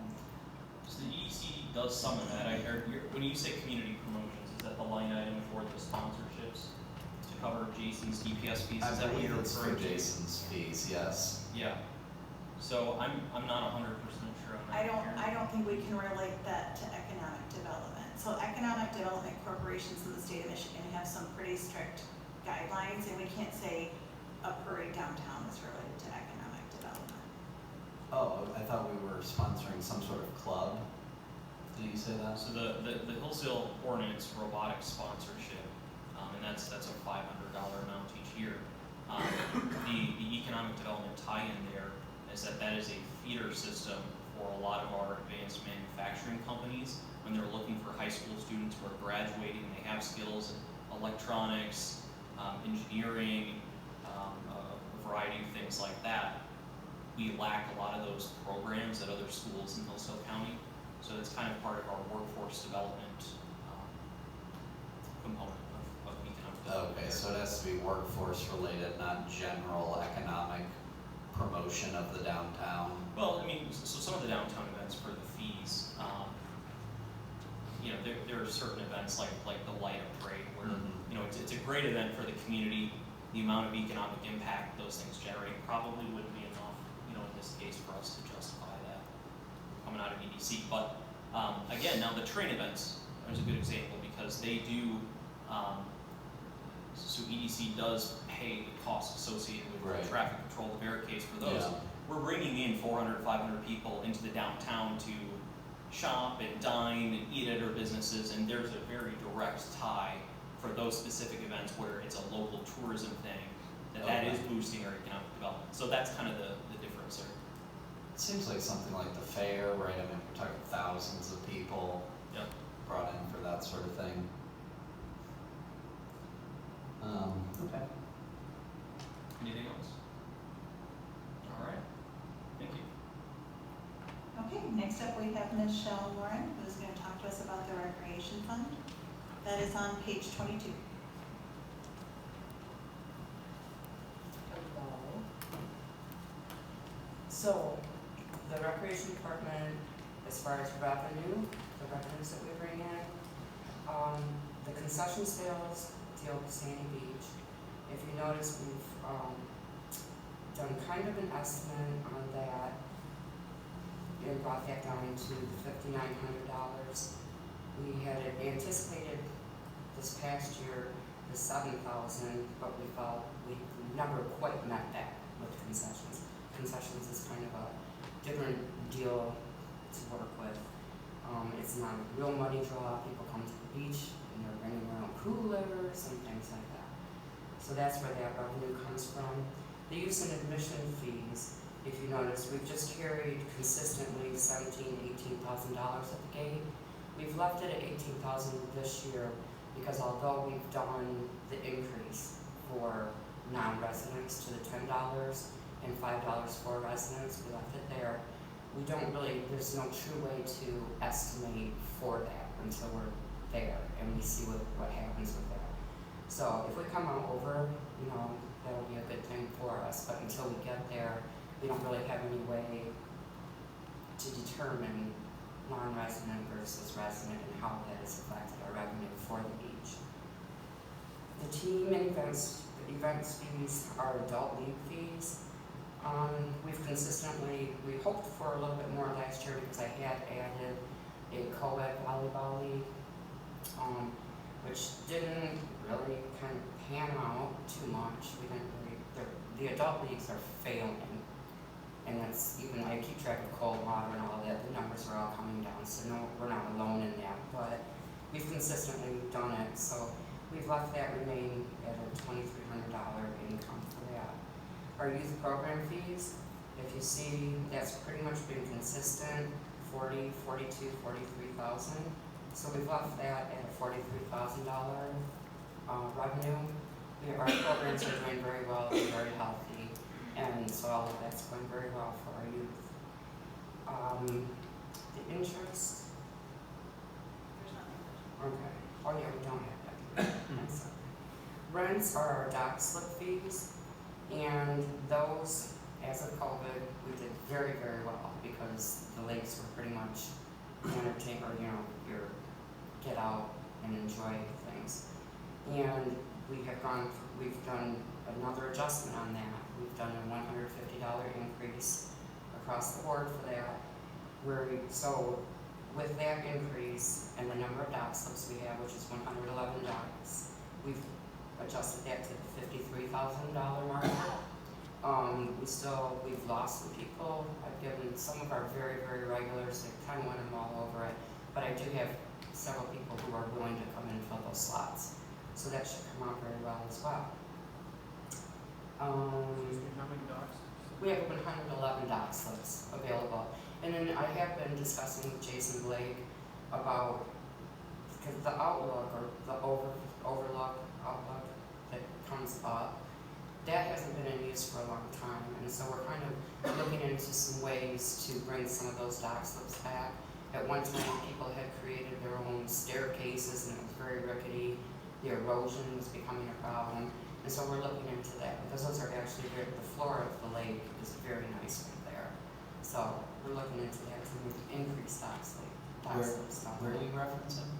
Pardon? Where are you referring to? When you're coming down Waterworks Drive, I was standing really close to that, wasn't I? Perfect. When you're coming down Waterworks Drive and you pass Owen Memorial and you start on the incline, it's called the outlook. It's kind of, Yeah, where you can it pull looks off out there. over the lake. It's kind of central to the lake, and so you get a good view of the lake right there.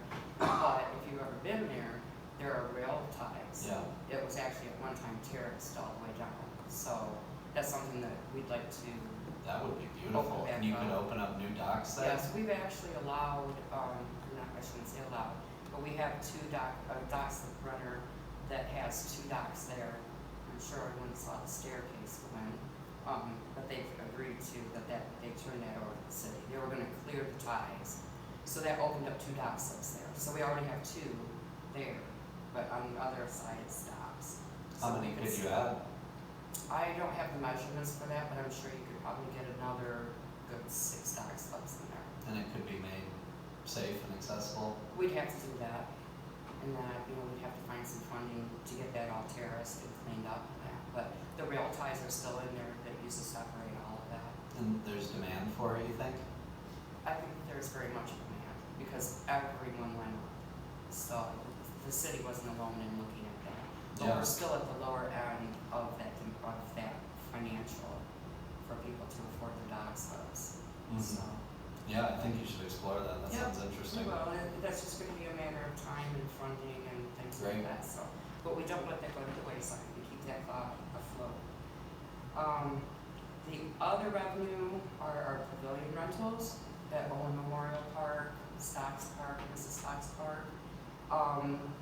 Those we did an increase at Owen Memorial from $75 to $100 rental, and Mrs. Stocks Park, we increased from 100 to 200. Our weddings, which is mostly your higher end, like you have receptions, or sometimes it's a ceremony and a reception, have gone from 400 to 600 to have both events going on, and then 100 to 200 and 200 to 400.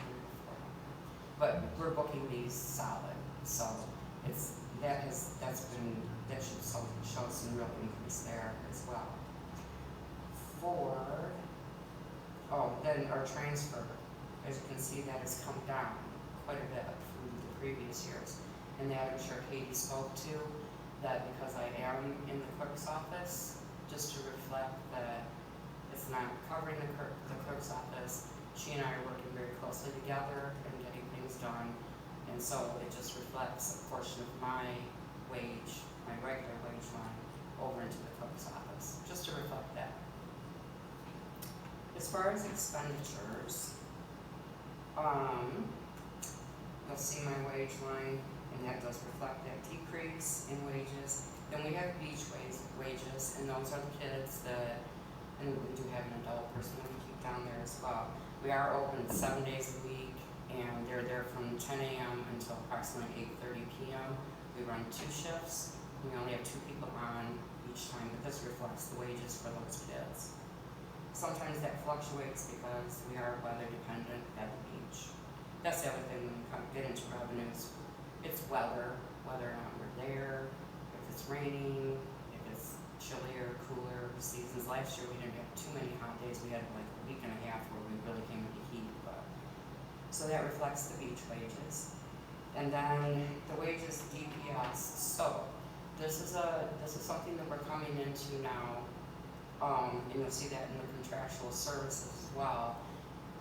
Because I do programming within the parks, and the Department of Public Services is helping to maintain the parks, we're shifting some of the expense to the recreation to help cover some of those costs.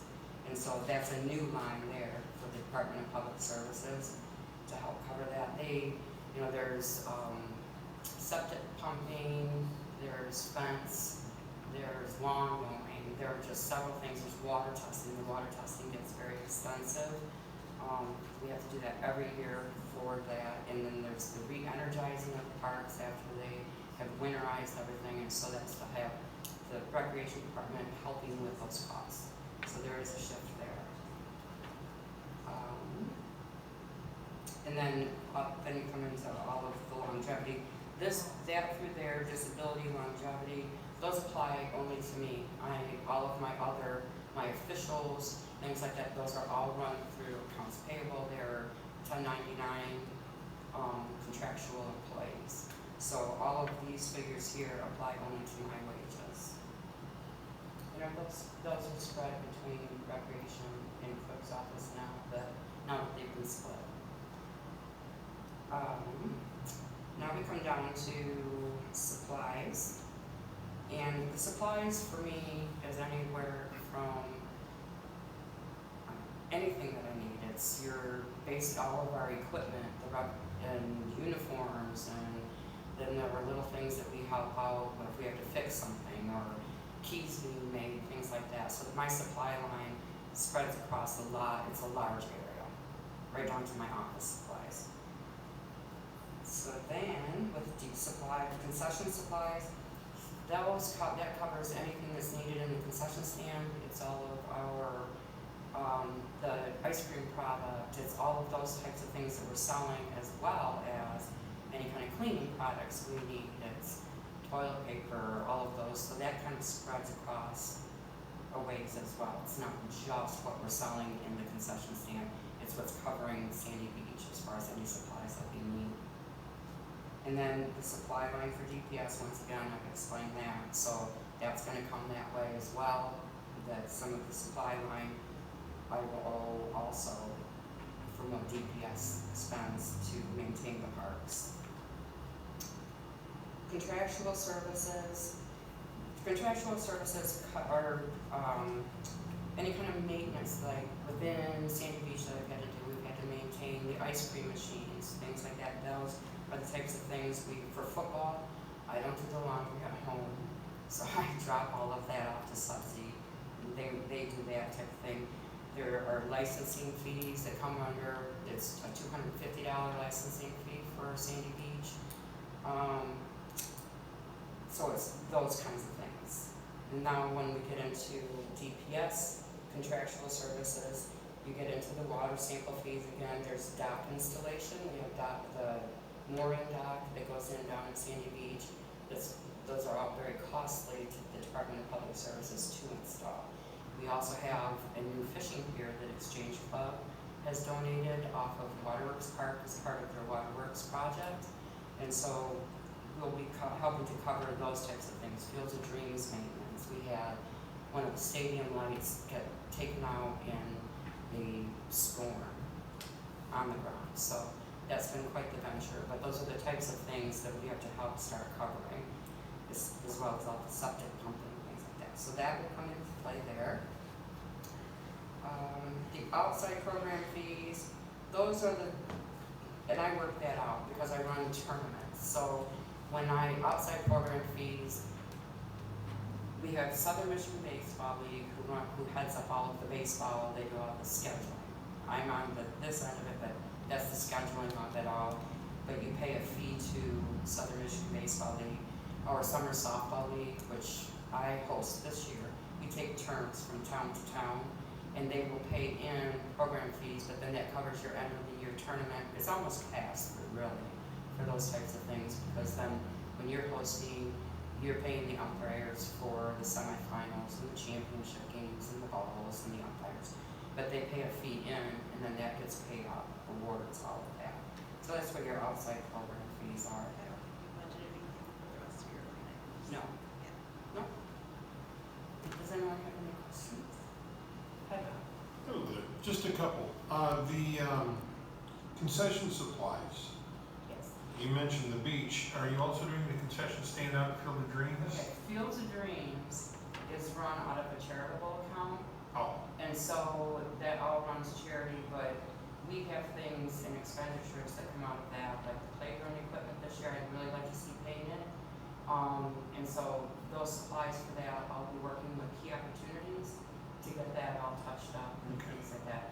We've helped with well replacement. There are different things that I've been able to split with the Department of Public Services. That money fixed the cooler that had been there since 1998 when it opened up. Our Coke cooler went down. That was a major thing. So those are the types of things that charitable, and we hire, you give young kids an opportunity for summer work there as well.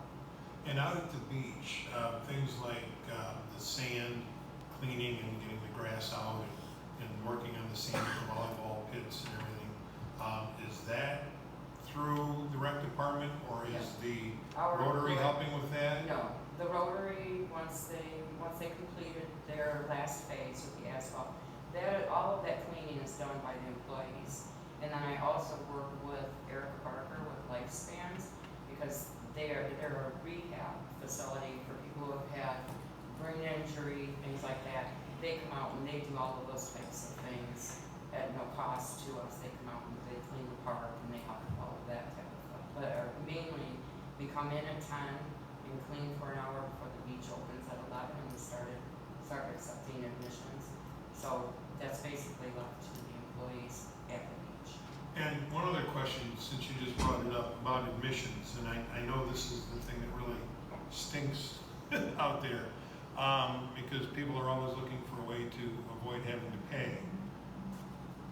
Are you finding that people are getting used to the fact that they now have to pay to park out there and pay to use the beach? We have not, it's always been an issue. Right.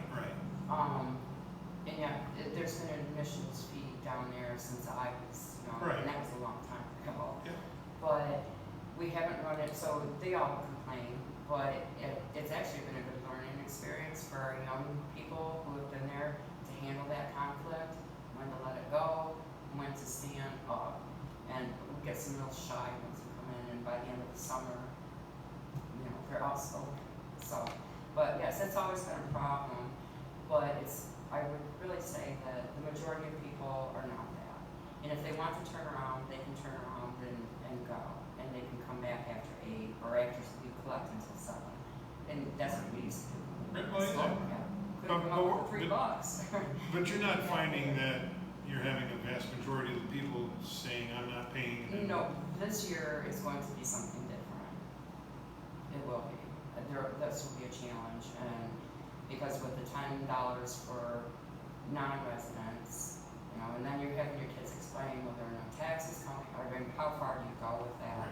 And then we also have to just sort out how you tell city from non-city. But so until we get there, and we go into it with good attitude. Is there still a season pass that people can buy? There are, and that we left that at 50.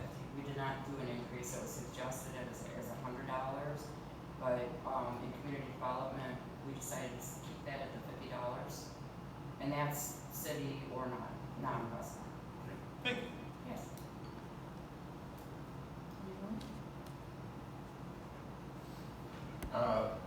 The line item for rents, is that all docks? That's Are there only more docks. Yes, that's just what it's always been titled, is docks. That's strictly docks. And those docks are all filled? They will be. Yep. Cool. Yep. And the other line item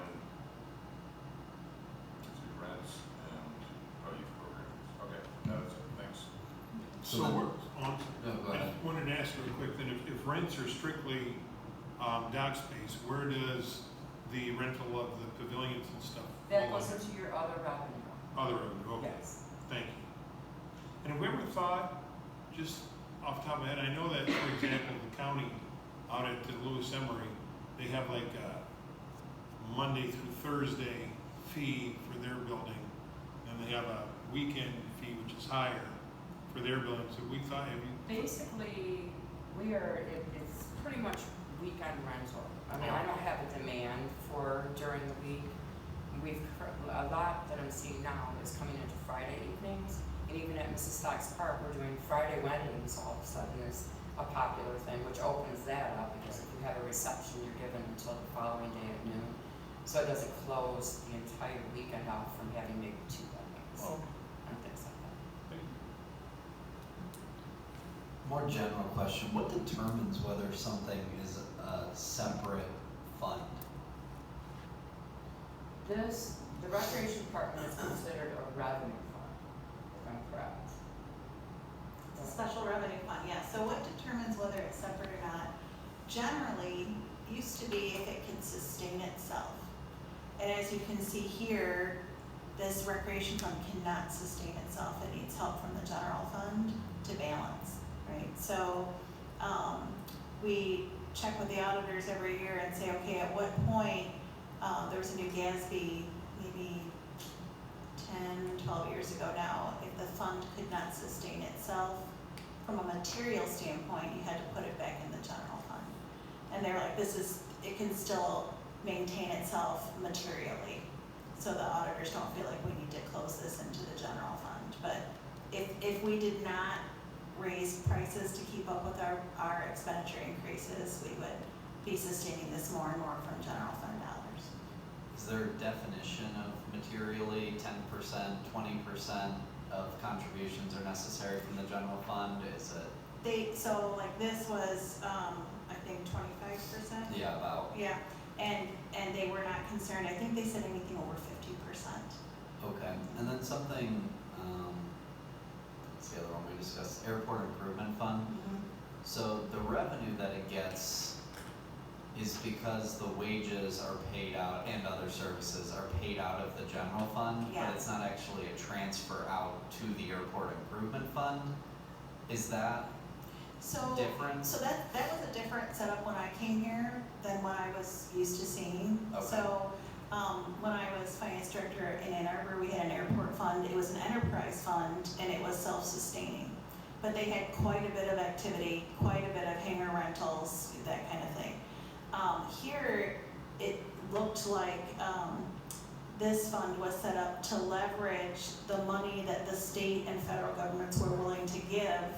If we could pony up $200,000, we get $2 million, right? So, Dave and I have talked, probably since I've gotten here, about how to get those expenses into the airport fund, or have the airport fund transfer more money to the general fund. And so we had to wait for these big projects to be done to make that happen. So then why aren't the appropriations just, why don't we transfer out of the general fund to the airport improvement fund to pay for wages and so that it's all in one spot? Why do we pay wages out of the general fund?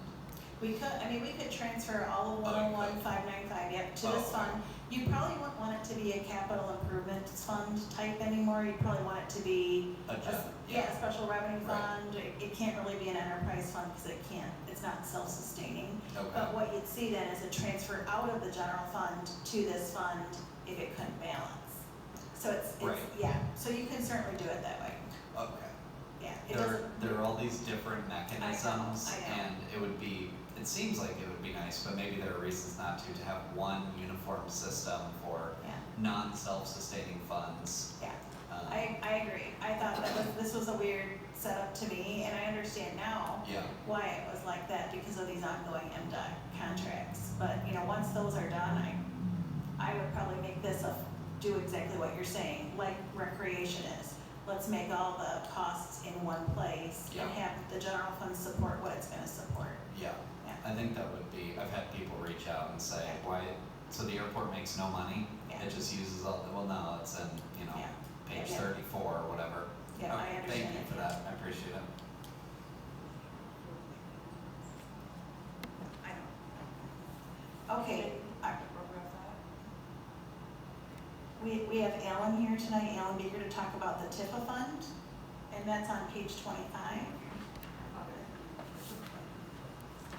And that's our last one for tonight.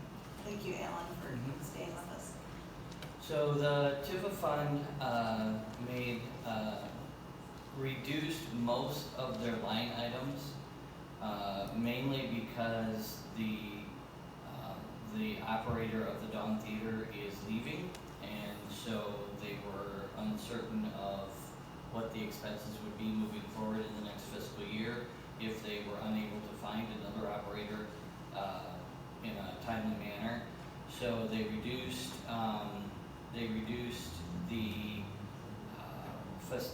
the grant allotment down to just $10,000, and that's for any and all of the grants.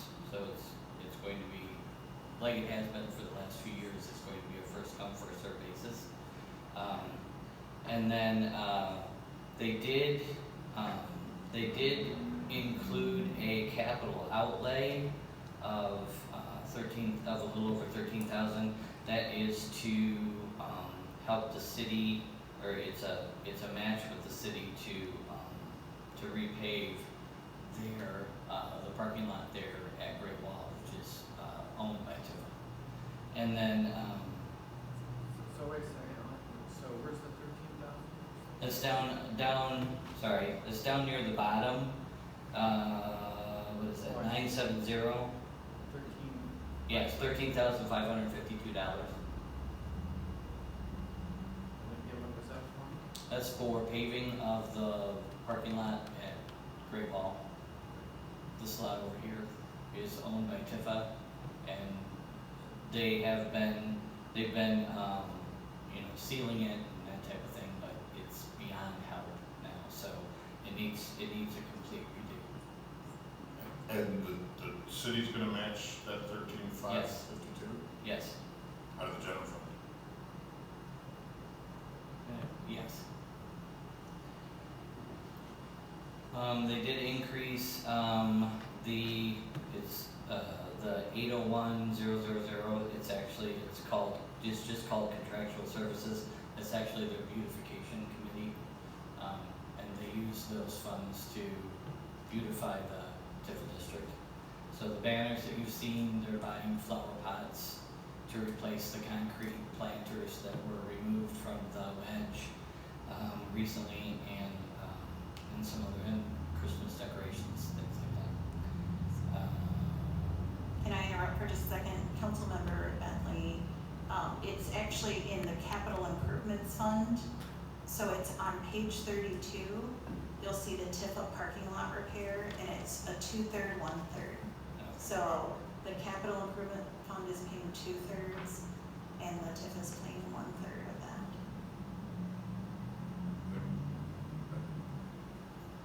I don't know, that seems odd, doesn't it? Why is the city paying 2/3 and Tifa paying 1/3 if Tifa owns the parking lot? It's just I don't know, I think It's been a deal that they've had since they created it in the first place. Jason's can speak to that a little more next week. He might know more about that history of why that is. Thank you. Yeah, that's a good point. I keep meaning to ask for the proportion of taxes that are paid from the downtown that accrues to the city versus Tifa. And I wonder if we could renegotiate on that basis because That's actually a state act. not the apportionment, but our appropriations on that basis. So if they're taking, 70% of the downtown revenue, because it becomes more stark every year, right? Because our millage money is capped for the downtown properties, but theirs continues to grow, correct? The capture, well, no, the baseline increases with the amount of inflation, same as with the Tifa. But what happens is the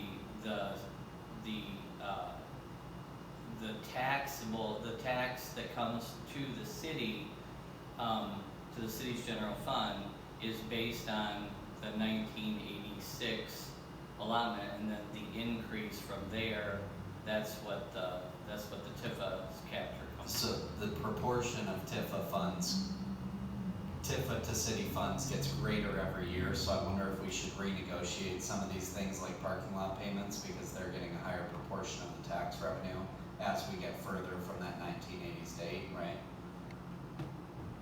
And it matters not to me, so. But is that correct, that the proportion? My understanding at least. Okay, yeah. If we could note that and discuss. Yeah, I made a note of that and I'll get us Thank you, appreciate it.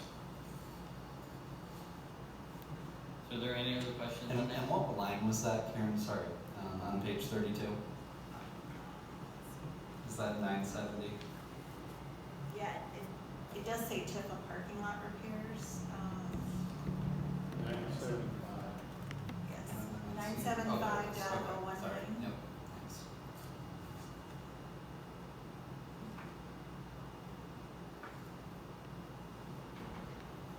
I'm sorry,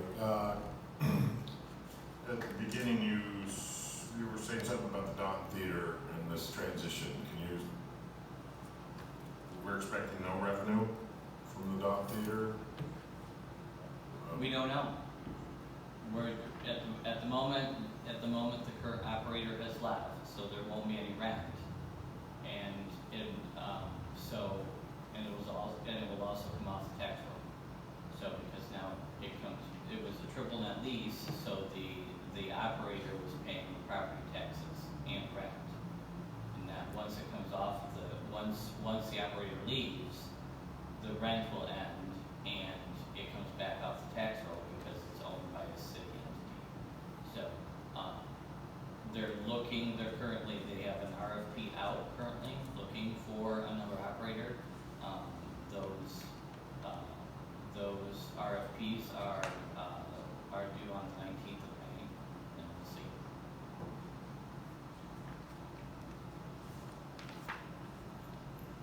Do you know what the transfer out? Oh, sorry. I was just gonna ask, so, but the operator, are they ending a contract that they had? Yes, they are. And do they have the ability to do that? Yes, they do. And they're paying through mid-June? Something They like are that? paying through June 10th. June 10th, okay. What is the transfer out for the general fund? 995-101. So Last line. similar to the EDC fund, the TIFA pays a little bit of Allen's budget, and so they transfer that money to the general fund, and it's revenue for the general fund. Okay, thank you. And then same question about the EDC. Again, I'm wondering if it would be appropriate to split costs between EDC, TIFA, and city for community promotion, since most of these are downtown events. So Just- TIFA just cannot something to pay for explore. that type of thing. Okay. The act is strictly a bricks and mortar act, so they can help with infrastructure costs and that type of thing, but they cannot pay for events or soft costs. Wages, labor. Okay. They can pay my wages because I am essentially Right. their staff representative, but they can't hire anyone else. Could they have assist in purchasing what are they called? The barriers, the barricades? So they did that when they did the Dawn Theater, they bought barricades for that and then donated them to the city, but under Okay. normal circumstances, no. The reason they were able to do that was because it was part of a bricks and mortar project. Okay, and then they can give them away after. Okay, thank you. It was just fiscally, to rent the barricades versus purchasing them was astoundingly less expensive. Okay, yeah. So if they buy some barricades for the parking lot repairs, then they can give them to the city for future events? Potentially, I suppose. Okay. Any other questions for Alan? Okay, thank you, Alan. Mhm. All right, so Alan was our last presenter for the night. We do have, so next week we're gonna cover, all of our road funding, so 202 major local streets, 203, 204, and we're gonna cover all of our BPU funds plus the library.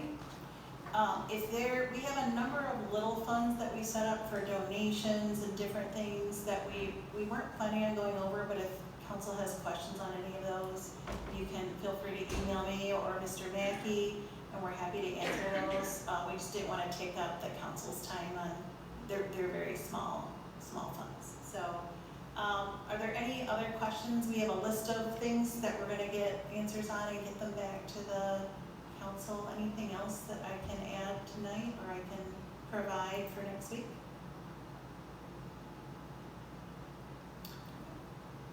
That I can think of. Thank you. If you have staff with small budgets, if they want to come first next time so they don't have to wait 2 hours, although I guess, I don't know, Yeah. there's got to be an order. Yeah, it's hard to, we tried to go a little bit in numerical order just so you could follow along and not be jumping pages, but then, ultimately we end up jumping around anyway. I think we do have library going first next week, so, she doesn't have to wait for BPU and all that. Okay, thank you. And you did say you're gonna send us the PowerPoint? Yeah, so I'll send you this PowerPoint, and then, or Katie will, and then next week's PowerPoint we'll send after we do next week. Thank you. Thank you. Can we get ahead of time? The next week, can we get the next week ahead of time? The PowerPoint? Yeah. Yeah, I don't see why not. That's great. Okay. Thank you.